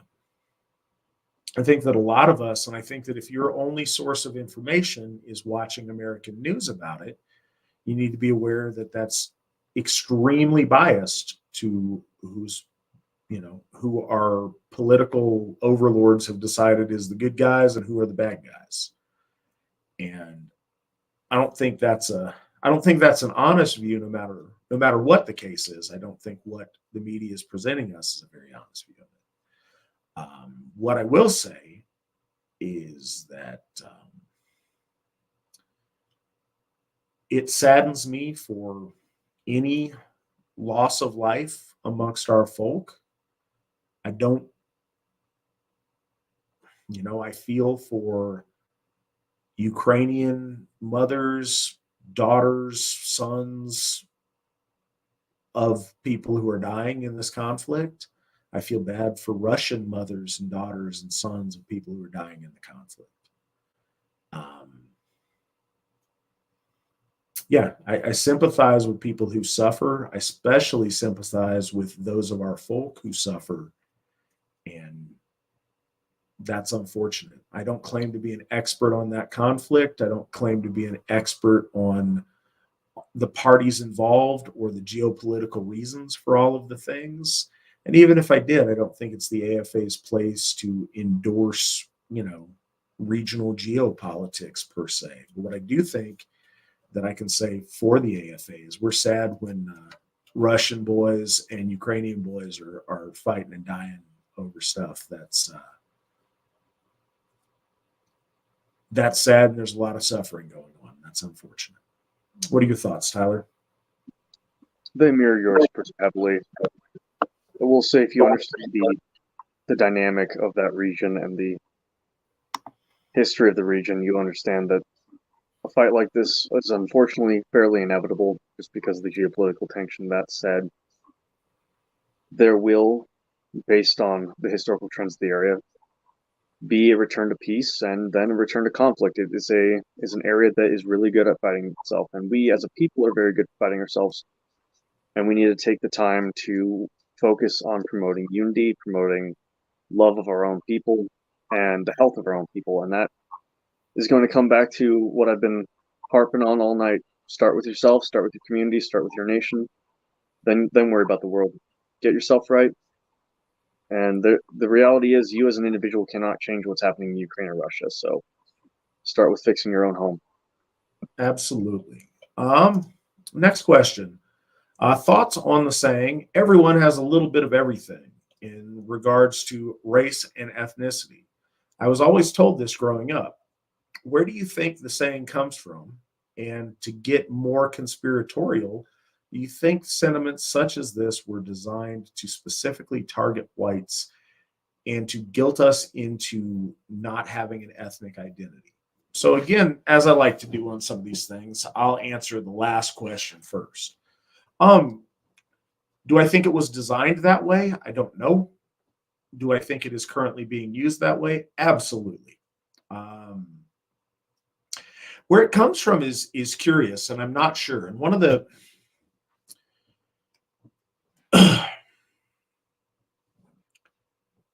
people not so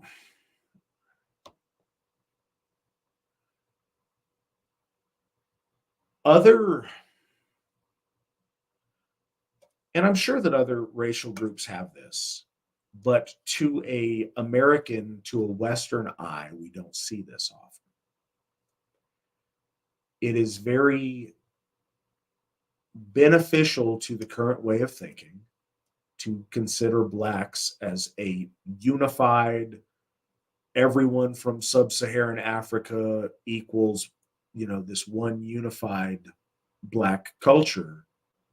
Everyone from Asia, and we say Asia, but everyone from Asia east of India is one people, but that white people are this, menagerie of all these different ethnicities. And I think that is very unfair and one-sided, and a way to help other groups have a very strong identity while tearing down our identity as a group on the same playing field. Now, that said, yes, there are lots of different ethnicities amongst white people, or sub-ethnic groups amongst white people. We celebrate that. We know that, and it's a thing. To the extent that in America, many of us are a collection of a variety of different European ethnicities, that's true. I think it's also very true and important to realize that the average Black American is a mixture of lots and lots of different tribal groups from Africa.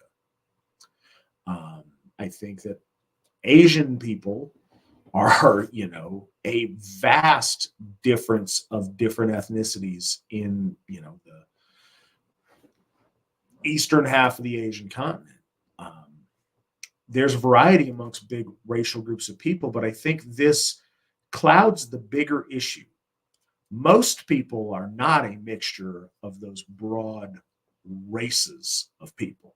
They may be a mixture of a lot of different ethnicities within a race, but most people, it's still not the norm for people to have all of those different races involved in them. And I think that's a lie that a lot of people have been told. And we've seen that in the United States for a really long time. And I don't think it originated as a political tool against white folks. I think you see a lot of that in the, as far back as you can go in America as a nation. In the southern half of the country, you have almost everybody's got some Cherokee princess grandma story in their ancestry. Almost all of those stories are completely not true and made up. For what purpose? I don't know. I think it was socially cool to claim to be part Native American at a time when there was, kind of a romance to the noble savage mythology. I don't know. But again, I don't think, especially in that antebellum Southern culture, I don't think there was some desire to exalt a different race of people or to mitigate white people's pride in themselves. I don't think that was the origin, but I do think that's what it's come to do at this stage of the game. You have thoughts on it, Tyler?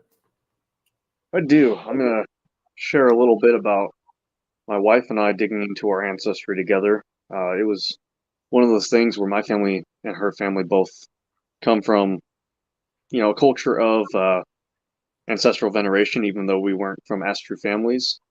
And with that, we had a lot of advantages when it came to genealogy. It was really cool to see the difference between ethnic history and geographical history. And what I mean by that is we saw that we had a lot of English geographic ancestors, but when we looked into it, they were straight Danelaw. So they had come over during the Great Viking invasion and conquered land and stayed there. We had people that were pioneers. They followed the handcart companies over across America. We had family that both settled Maine. It's one of those things where if you really know your history, if you know your family's history, you start to see that it all kind of starts to coalesce into one larger story. So when we talk about, Indo-European expansion and people coming along and traveling in different waves, what we find is that the whole Celt, Germanic, Norse, Slav differences, they all have a very similar origin point. In fact, they have the same origin point. So when you talk about ethnogenesis, you find that, yes, we are ethnically distinct, but when you go far enough back, we all come from the same waves of Aryan people. And that's not to say that racially that's true, but ethnically it absolutely is. So when we looked at our genealogy, when we looked at it ethnically, what we found was that our ancient hap groups were so succinct that we could draw a 30-mile radius, and all of our ancient tribes were within 30 miles. Her outlier tribal group was one of my core, and my outlier was one of her core, but it came from the same 30 miles. And I think it's really interesting that no matter how much traveling we did, how much traveling and expansion my ancestors did, conquering, the traveling, the pioneering, we ended up together despite the fact that thousands of years ago our families were within 30 miles. But in the modern sense, we travel thousands, we end up within 30 miles of each other as well. I think in general, when we talk about the variety of ethnic groups within white folk, I think we get so caught up in the weeds of looking at our differences that we don't really notice that reality is we're white people. It really is that simple. So embrace your heritage, be proud of the history of your people, the ethnic groups, the sub-ethnic groups that you come from, because that's ancestral veneration. But don't forget that those ancestors all come from the same common stock. Absolutely. What do you think about the claim that Freya and Frigg are the same? That's absurd. They're absolutely not. One of the biggest things is you see them representing two very distinct polarities of female existence. In Aryan myth cycles generally, there are two different kinds of goddesses. They're what are called the horse goddess and the cow goddess. The idea of the untamed, wild, outside of societal relationships, magical, to a degree, chaotic female existence. You see that in the sorceress, in the sexualized goddess, in this idea associated with sex, with lust, with magic, with that untamed femininity. You see that very much as hallmarks of Freya. With Frigg, you see the motherly figure, the figure involved in the rearing of children, the goddess of queens and of ladies of dignity with a social position. Women, the unmarried female outside of society, wild and untamed, versus the, in the context of society, noble, motherly figure, are two very distinct aspects of femininity, and they're two very distinct types of goddesses. Freya and Frigg are very obviously two very distinct things, and to put them together as the one is just, it's silly, and it's this reductionist, let's whittle them all down. And where that goes is there's, and I've watched this tendency in my time as Asatru, and everyone wants to whittle down monotheism to make it, it's just really one god. It's all, they're all Odin, and they're all one Freya, Frigg complex. It's just a goddess and a god. And then if you really twist it, the female's just like the feminine half of that one god. So boom, monotheism. And it's very wrong-headed, but I've watched that tendency a lot. And that's, as a matter of fact, what they do in Wicca. But that's an entirely a foreign concept in a modern heresy against our faith and against polytheism generally. Thoughts on the increase of whites losing their jobs or not being hired due to their race? Do you think that eventually whites will need to be self-employed to make a living? No, I think that's extreme and absurd. If you're talking about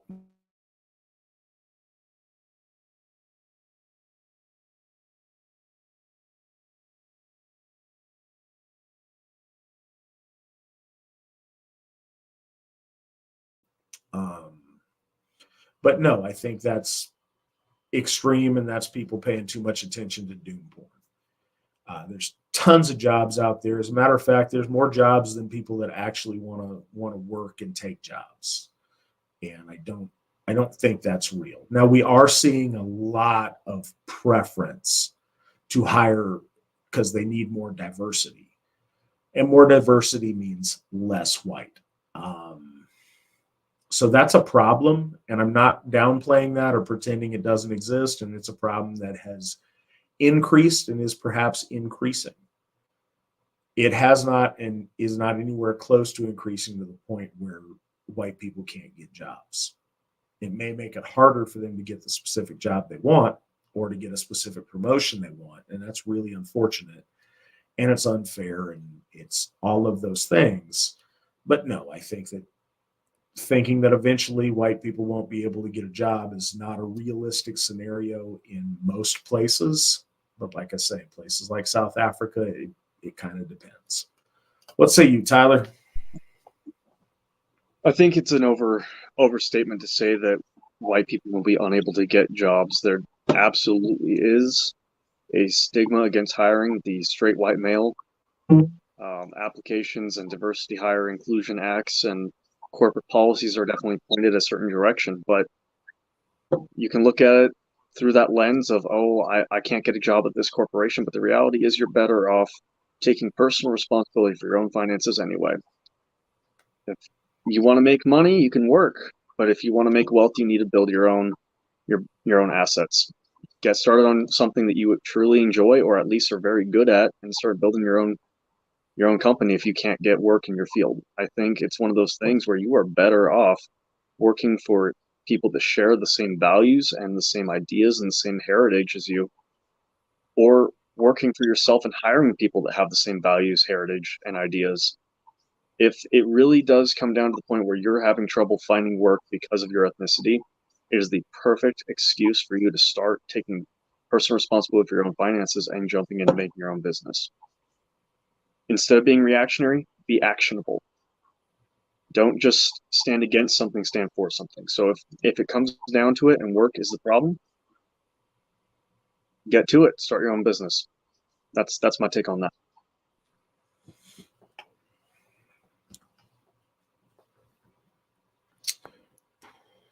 All right. Is there a way? Okay, so this is completely on a different track. Is there a way to get the Hoftoller automatically deducted from our pay? Yeah, I suppose since we're talking about economic opportunities, absolutely there is. Well, okay, I say that. There is a method to do that. Whether or not your employer supports that or not is different. If you're outside of the United States, I have no idea. I've heard it's very different places. In the United States, there's a very time-honored tradition of percentage-based religious giving. And so companies have kind of a built-in thing in a lot of their payroll departments to deduct a certain percentage or dollar amount out of their pay to go towards their church or their, whatever religious institution that they're a part of. As America has become more secular and less religious, that's stayed on, and often you see that for tax reasons going out before your taxes, and it will go to a charity of your choosing. But that's in place to where a lot of employers in the United States, you can have your HR department route your Hoftoller through that. And Your folk builder can get you all set up with that. There's a letter to give the HR department that's got the relevant like bank routing information and stuff that way. For anyone who might not be familiar, the Hoftoller is the AFA's percentage-based giving. That is by far the best way to contribute to the AFA, and the thing that's made the biggest difference for us is when we have our members contribute, we ask at least an honest 1% of your income. There's a lot of people that give more. I know people that give 2. I know people that give 5. I know people that give 10. I've heard of people giving even more than 10, but I can't vouch for that. But it's an honest at least 1% of your income on the Hoftoller, and you can do it through your employer, or you can do it however you want. There's any number of ways. Some people do that quarterly. Some people do it yearly. It depends on how your employment situation is set up. But yes, there's ways to do that through your employer if you're in the United States very often. Thoughts on Zoroastrianism? Tyler, do you have thoughts on Zoroastrianism? No, I don't give it a single thought. Fair enough.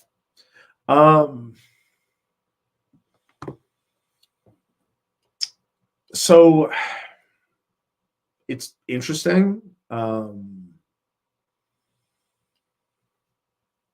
I find it interesting. It is an Aryan faith, and it's based off of Aryan roots, but in a really interesting way. Whereas Vedic faith is built upon the central foundations that all Aryan faith is built upon. And obviously, over time into Hinduism, it evolves and takes on more foreign influence. Zoroastrianism is a reaction against Vedic faith. And so it takes the gods of Vedic faith and it flips them on their heads, and those are the demons. And it takes the demons, or the malevolent forces of Hindu faith, and it flips those, and those become kind of the lesser gods of Zoroastrianism, culminating into a monotheism of Ahura Mazda. I think it's interesting. I mean, history is interesting. World religions are interesting. It's cool to learn about. But I think it is in a similar way that Buddhism is a reaction to Hinduism. I think that Zoroastrianism is also a reaction to Hinduism, and one that kind of negates the good parts of Hinduism. So I like the clear morality between good and evil in Zoroastrianism. I think that's a cool, noble Aryan theme, but I think that the way that their treatment of our ancestral gods is poor, and ultimately it's a monotheism, and it's not ours and not what we're doing. So I mean, it's kind of an interesting thing, but it's not the same in any way as what we're practicing.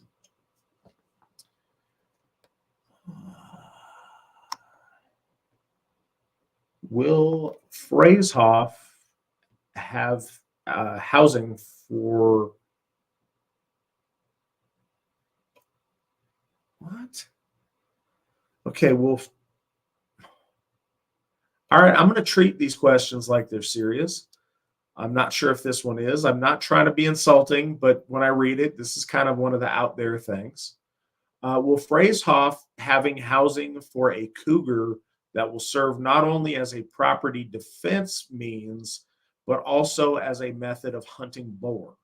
No, that's ridiculous.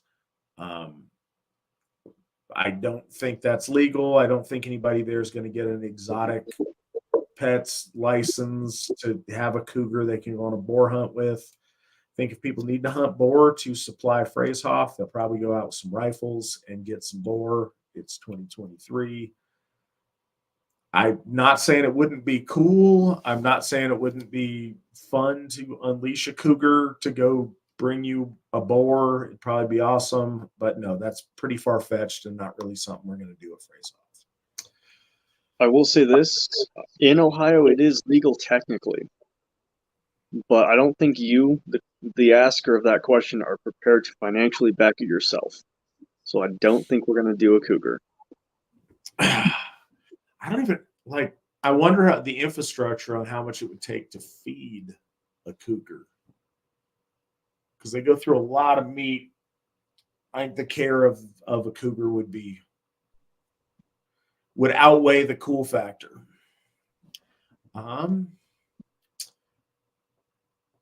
Next question. Have you guys ever had to deal with anti-whites trying to join the AFA just to get people's information and dox them?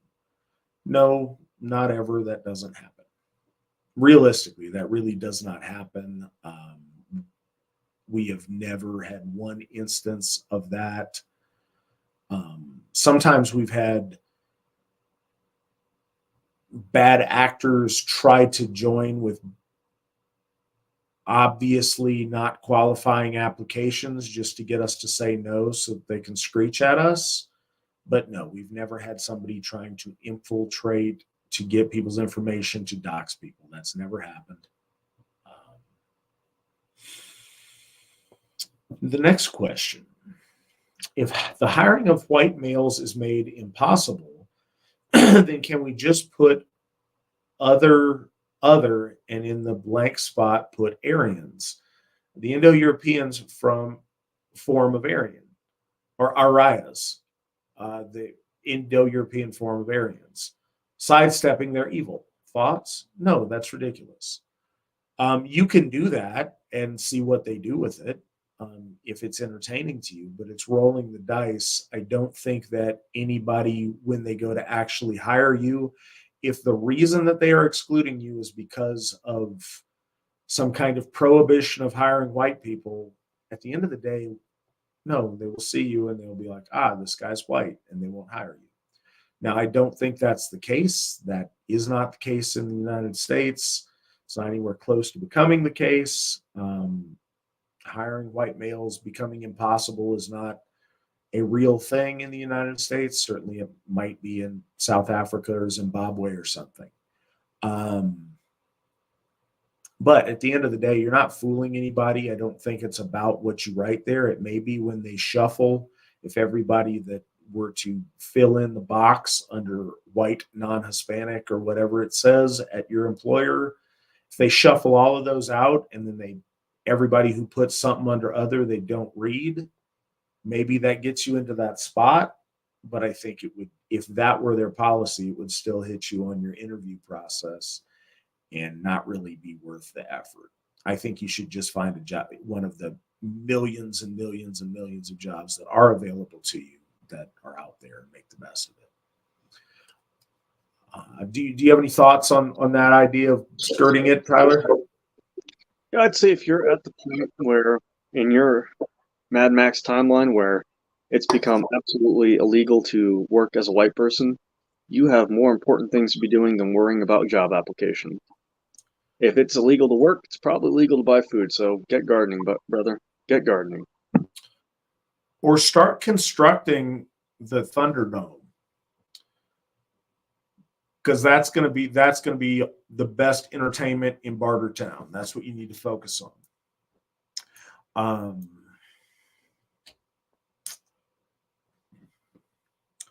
So the next question, is there AFA literature?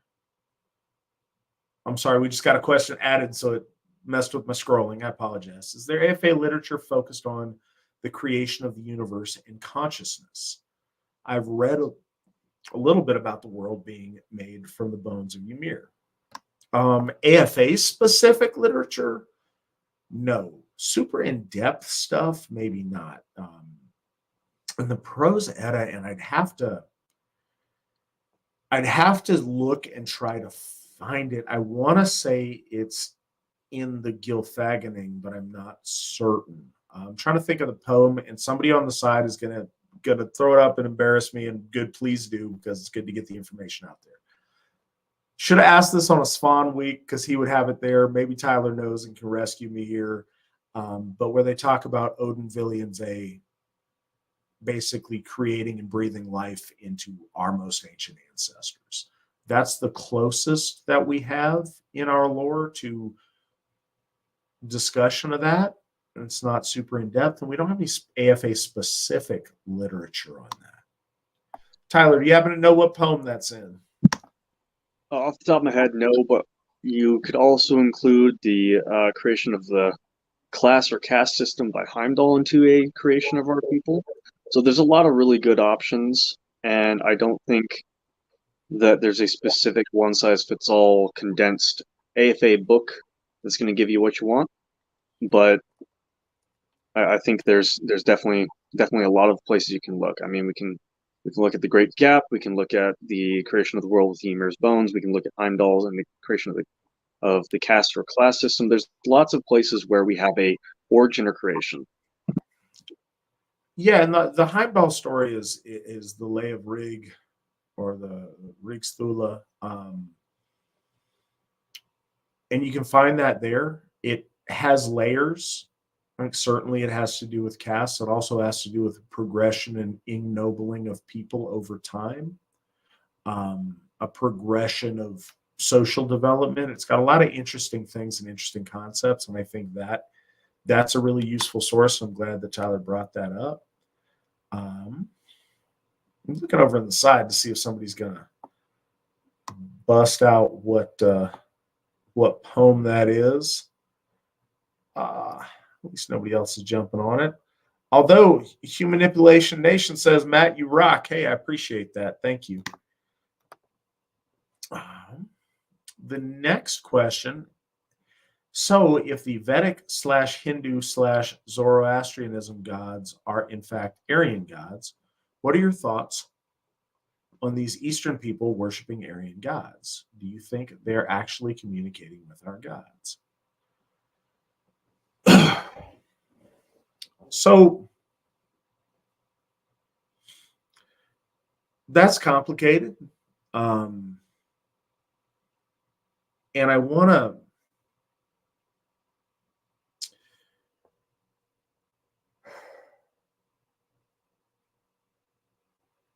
I think that the Vedic gods, the most ancient of Hindu deities, are Aryan deities.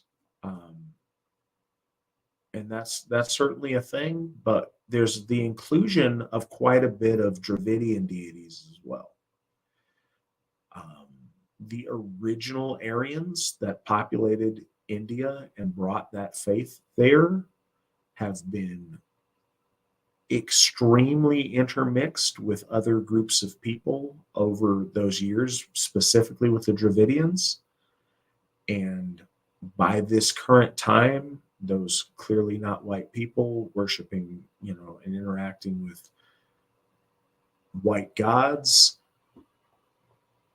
it's not really up to me to say, and I mean this, I'm absolutely folkish. The right way to exist is worshiping the gods of your people and your ancestors.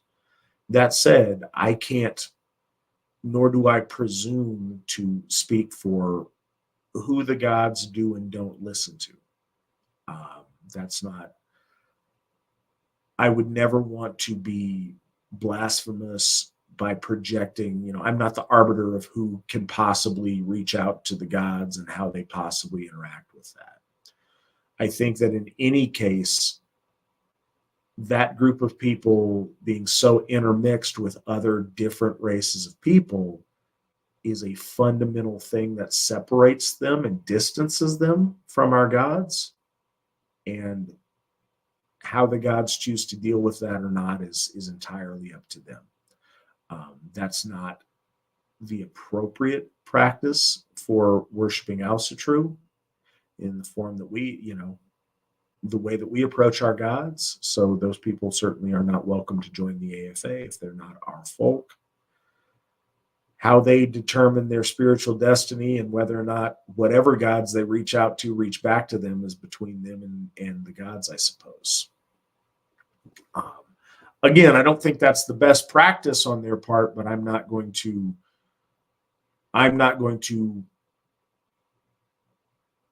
presume that I have the ability to make that decision for our gods on how they view that or they don't. It's less than ideal, and it's certainly less than the way that we practice our faith.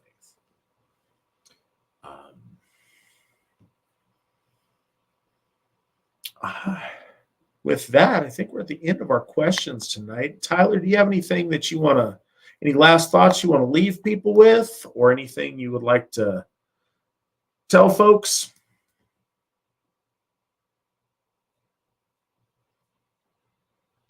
I think we just got another question, actually. Yeah, I think we got two more. That's okay. As far as anything I want to leave people with, it's if something's not happening in your area with the AFA, you are the first person that can change that. We do the Unity Call on Sundays. We are doing something once a month, the 9th, that doesn't require you to travel anywhere. But if you want to see change in your area, if you want to see more activity, absolutely reach out to a folk builder and we will see what we can do to get things going in your area. Ultimately, it's not just the folk builders, not just the Gothar that are going to get things happening. It's our members, no matter what titles or lack of titles they have. So please do not hesitate to get involved in the real world. The real world is where Asatru happens. Thinking about it, debating about it, pondering it is not the same as practicing. So last couple of questions here. Would the AFA consider building Hofs to Frigg and Freyr before the 12 Hofs of the Aesir are finished? Or are you guys dead set on finishing those 12 before anything else? We are dead set on finishing those 12 before anything else. That said, obviously, and I'm not being silly in any way, if there were some sort of divine interaction where the gods tell me to do it differently, then sure, we will change all of our plans at a moment's notice if the gods reach out and say, hey, change it up. Barring that, we're going to do the 12 Aesir first the way we've had planned. That's the commitment we've been on. It's been the path that has led us to success. That's the commitment that we made and that we're trying to do. But if the gods reach out and tell me to do something different, we'll certainly do something different. How should we deal with the religions now that plan forced conversions in the future?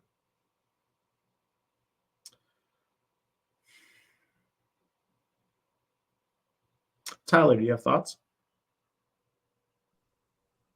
Forced conversion is a misnomer. No one can force you to convert. You just have to be aware of how much you're willing to sacrifice to stay true to your beliefs and your ancestral path.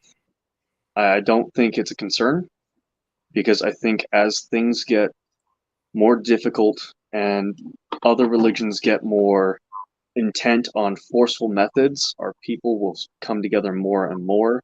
And if history has shown us anything, as soon as people try and put us up against the wall, we always snap right back to being a unified front. I would say. Go ahead. I would say that no one can force you, and you can take the route of your most honorable ancestors and stick to it to the very end. You know, again, I think this question is focusing, and I appreciate the question. I do. I'm not being insulting, but I think it's focusing on the wrong things. I don't think there's anything you can do right now to affect religions that you think one day might try to force you to convert by, violent means. I don't see any religion in the world that is trying to violently force you to become something else other than Islam. I don't think the sects of Islam that we see in the West, certainly in the United States, are in any position to force you to give up your faith and to join theirs in any conceivable, reasonable future. I think there's a lot better things to be focusing on. I don't think there's anything that you can do now that will fix that scenario. Right now, we have laws and social buttressing in our country to prevent forced conversions as best as we can. Outside of that, I don't know any steps that you can take right now that will really make any difference or help you with that. But you could spend time, instead of focusing on that, focusing on building the things that you love and the things that you building this faith and full-throatedly and practicing this faith as much as possible, instead of postulating 100 years down the road a situation that might occur or might not. Tomorrow you can redouble your Asatru practice. And I think that's a more important place to put that emphasis. And so Githya Sheila McNallen wants me to emphasize to you guys how important it is, if you are an AFA member, to be active on MeWe. Some people don't like MeWe. Some people would rather use any other social media that they're much more comfortable with. That's really unfortunate if that's more important than participating, being part of your church. If you're going to spend time using social media, the AFA conducts our internal AFA membership stuff on MeWe as far as social media goes. Is it the best? Does it reach the most people? No. But we've been kicked off of Facebook and Instagram because of religious persecution, because of who we are and what we believe. So MeWe is the platform that's open to us, and we use it to the best of our ability. We have very active groups for a number of interests. We have regional groups around each of the Hof districts. MeWe is where the AFA is interacting with each of our members on a daily basis. Absolutely participate in the real world, do that. But if you're spending time on social media and you're in the AFA, you should be on MeWe. That's the way to get the most interaction and the most community out of your AFA membership. And we would love to have you be part of that. So please consider doing that. Even if it's not your favorite social media platform, you can get used to it. If I can get used to it, so can you. I appreciate you guys so much. Thank you, everybody, with your questions tonight. I apologize for the technical difficulties that took the first 20 minutes of our program. Thank you for those that stuck it out. We appreciate you. And thank you, Nick and Lydia, behind the scenes. I know you guys were scrambling there to get us back up, and I appreciate that we found a solution for this evening. Tyler, looks like you were going to say something. Yeah, I didn't want to cut you off, but it sounded like we were going to sign off. And I think with all the confusion of the technical difficulties, we kind of neglected to talk about this year's Freyr Harvest Feast in its entirety. I figured we might want to rectify that before we sign off. Well, tell us more about Frey's Harvest Feast, by all means. Well, I wanted to tell you guys about the feast, and I think it starts with weather. The weather was highly thematic this year. So our first day was dedicated to Njord, and it was just raining cats and dogs. We met at my meadery. It's unfinished. It's still under construction. And so the guys there hastily erected tarps to keep us out from under the rain. And I mean, this rain was something. If you haven't been in a true Eastern Montana thunderstorm, then you don't know what I'm talking about. Unless you're down in the South, you know, Louisiana hurricane season's no joke. But with that, we all came together and we got a place built up, and we came under this giant tarp. So we used this big, like 50-foot trucker tarp, and so it had this boat-like shape. It felt like we were inside a boat looking up at the bottom of a hole as if we had been inverted, and it felt very appropriate since we were gathering to celebrate Njord to be almost in Jotun.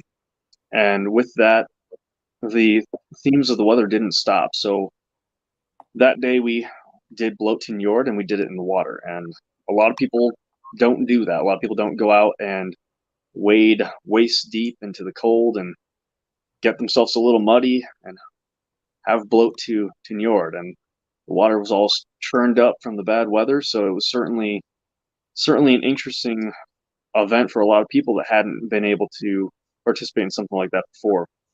The year prior, we had snow on the ground when we went into the water. This year, we had rain coming down, and it was ice cold, but it's all part of that sacrifice, that ritual, that gift cycle. What you're willing to put in shows a lot. So I think it was a very, very good bloat. I think it could have gone smoother just because of the weather, but we certainly did our best. I had a drum that got wet in the rain, so we lost some of the elements we had planned to do, but it was a really good day for improvising. Figure I'd get your thoughts on that before we moved on to the next day.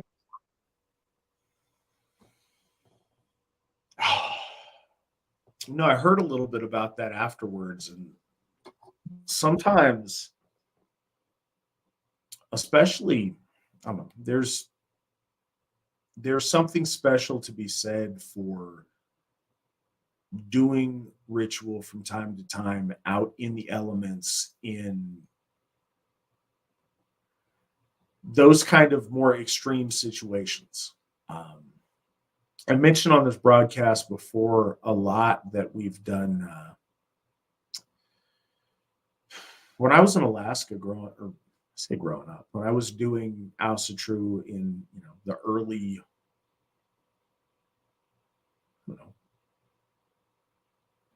I left in 2014, so anytime before that, we would do, especially the solstices and the equinoxes. We would do those at the moment of solstice or the moment of equinox, and depending on when that was in blizzard conditions, that's been in just driving rain. It's been, I've been out there doing it at -30 or below, in a lot of inhospitable spots. And something about bonding together when you're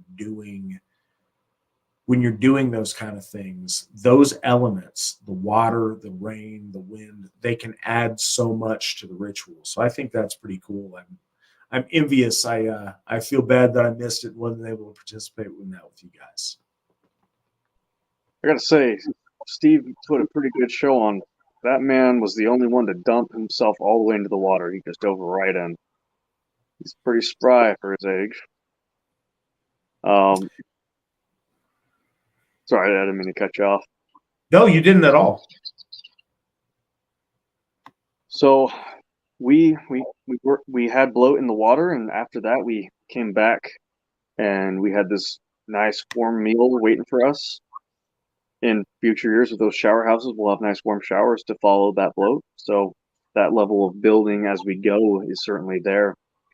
But it was quite something to watch people's spirits lift from this unforeseen weather, this just absolute downpour where people are cut off guard, to seeing a nice large meal waiting for them. It just changed completely. And on that meal, I wanted to mention that all the fish that was there, we had 50 pounds of salmon at that meal, and all of it was caught by AFA members, primarily from a guy out in Washington. He did a great job. So as the feast grows each year, more and more of the food on the table will be made, raised, harvested, hunted, fished, farmed, whatever the case may be for the individual item, by AFA members.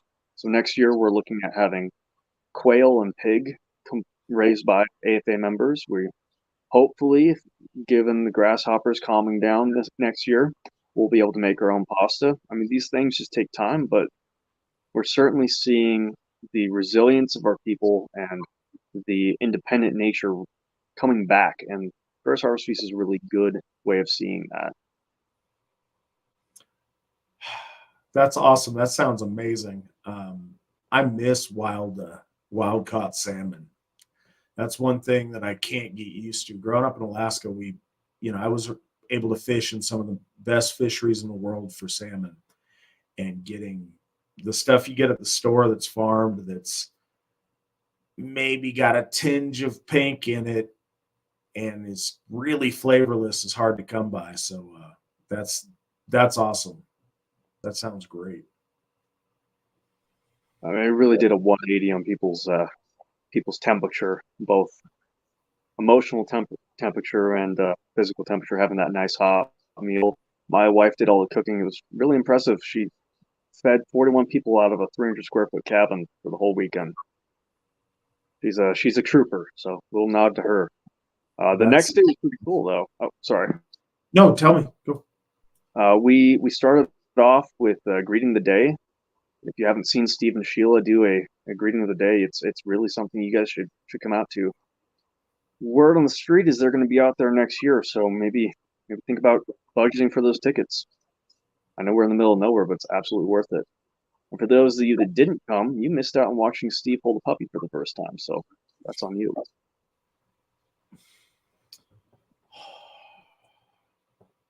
Yeah, we should all do our best to make it next year if we can. It sounds amazing. It really, really does sound awesome. It's been a long time since I've been to Montana. Nick, do you have that picture of Steve holding the puppy? I think it's probably my best advertisement for next year.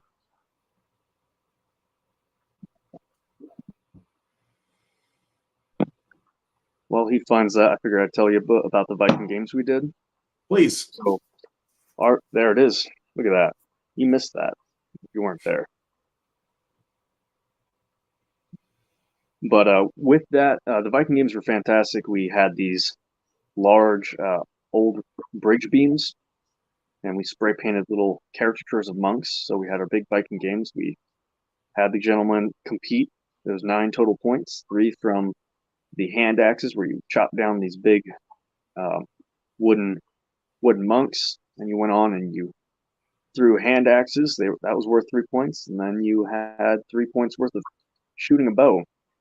James Greeny out of the Helena Kindred, he took the prize home, and the prize was pretty neat. We had an AFA Smith make a sax knife, and the wood of the handle was from Thorshoff. So it was a pretty competitive event, just because we had a AFA made sax knife with wood from one of our hops, and it was just something to see. Absolutely. So we got 2 more questions that have popped up. Thoughts on the many Asatru offshoots, such as Vanatru, Thursatru, and Rokatru? That's all nonsense. That's mentally damaged individuals that are terrified of being part of a successful group of people doing something meaningful. Thursatru and Rokatru is not legitimate. It's degenerate people trying to, it's the Asatru version of Satanism, where almost, 99.9% of Satanists don't worship the devil. They just want to be edgy and revolt against Christian values and be scary and that's what that is. It's nonsense. And the Vanatru people, it's people that don't, everyone wants to find and put a new label on what they do so that they don't have to be part of something or part of a group. We have people that are terrified of having commitment to being part of something. Everybody wants to be their own little snowflake, their own little unique butterfly doing their own thing. And that speaks to the soul sickness of our folk. But all of those things are silly and offensive. Tyler, what is your taste in music? Honestly, I got a wide net there. I like old school country. It's definitely not one of those stadium country fans. I think it lost a lot of its soul when it became corporatized. I'm actually a big Jimmy Buffett fan. I know that's going to raise some eyebrows, but if you get past the corporate fan base and you look at the actual soul of some of those songs, the actual lyrics, I think you'll find that there's a lot of our values in some of his earlier work. If you're having a hard time, he has a lot of good, easy listening. Part of it is when I was growing up, it was something that was always on the job site. So my father worked construction, and when I was out there on the job site, he'd be listening to Jimmy Buffett as he did framing or did drywall or whatever else he didn't want to subcontract out, use a general contractor. So I think there's a connection there. And I also worked some pretty crummy jobs, and I would listen to just music to make you feel good, and it really got me through it. So a bit of a Jimmy Buffett fan. Byron De La Vandal does really good music. If you haven't heard any of his, he does, I would say, white positive folk music. There's a lot of good music out there, so I wouldn't really pin myself to one genre. Fair enough. Would it be a good or disrespectful to make and use a horse-shaped bread pan for Freyfaxy? I think that would be fine. I think honestly that would probably be better than some of the attempts I've seen. It's always, I don't know. I've seen some really beautiful ones. They did a really, really great one. Svans are always awesome when he does the bread horse. At Baldershoff, they did a really beautiful one this year. Most of the time, it's like an ugly sweater contest, and it's not intended to be that way. There's no disrespect, but dough does different stuff when you cook it, and doesn't always come out as you intend. I think a bread pan would be fine. The important point is that you're doing it. The important point is until you perfect the perfect bread horse recipe, you're never going to need dough and even give it a shot. Anything is better than that. And I think a bread pan shaped like a horse would be awesome. I think it'd be fantastic. I think it would be respectful, and I think it would be appreciated and appreciated by the gods, which I think is the most important thing. And that's our last question of tonight. Tyler, thank you so much for joining us. Thank you for bearing with the technical difficulties, and thank you for all the work you do up there in Montana, including hosting what sounds like an amazing Freyr's Harvest Feast. Thanks for having me on. Yeah, let's get you on again sometime. Sounds like a plan. All right. Well, you guys have a good night. Hail the gods, hail the folk, hail the AFA, and remember, victory never sleeps.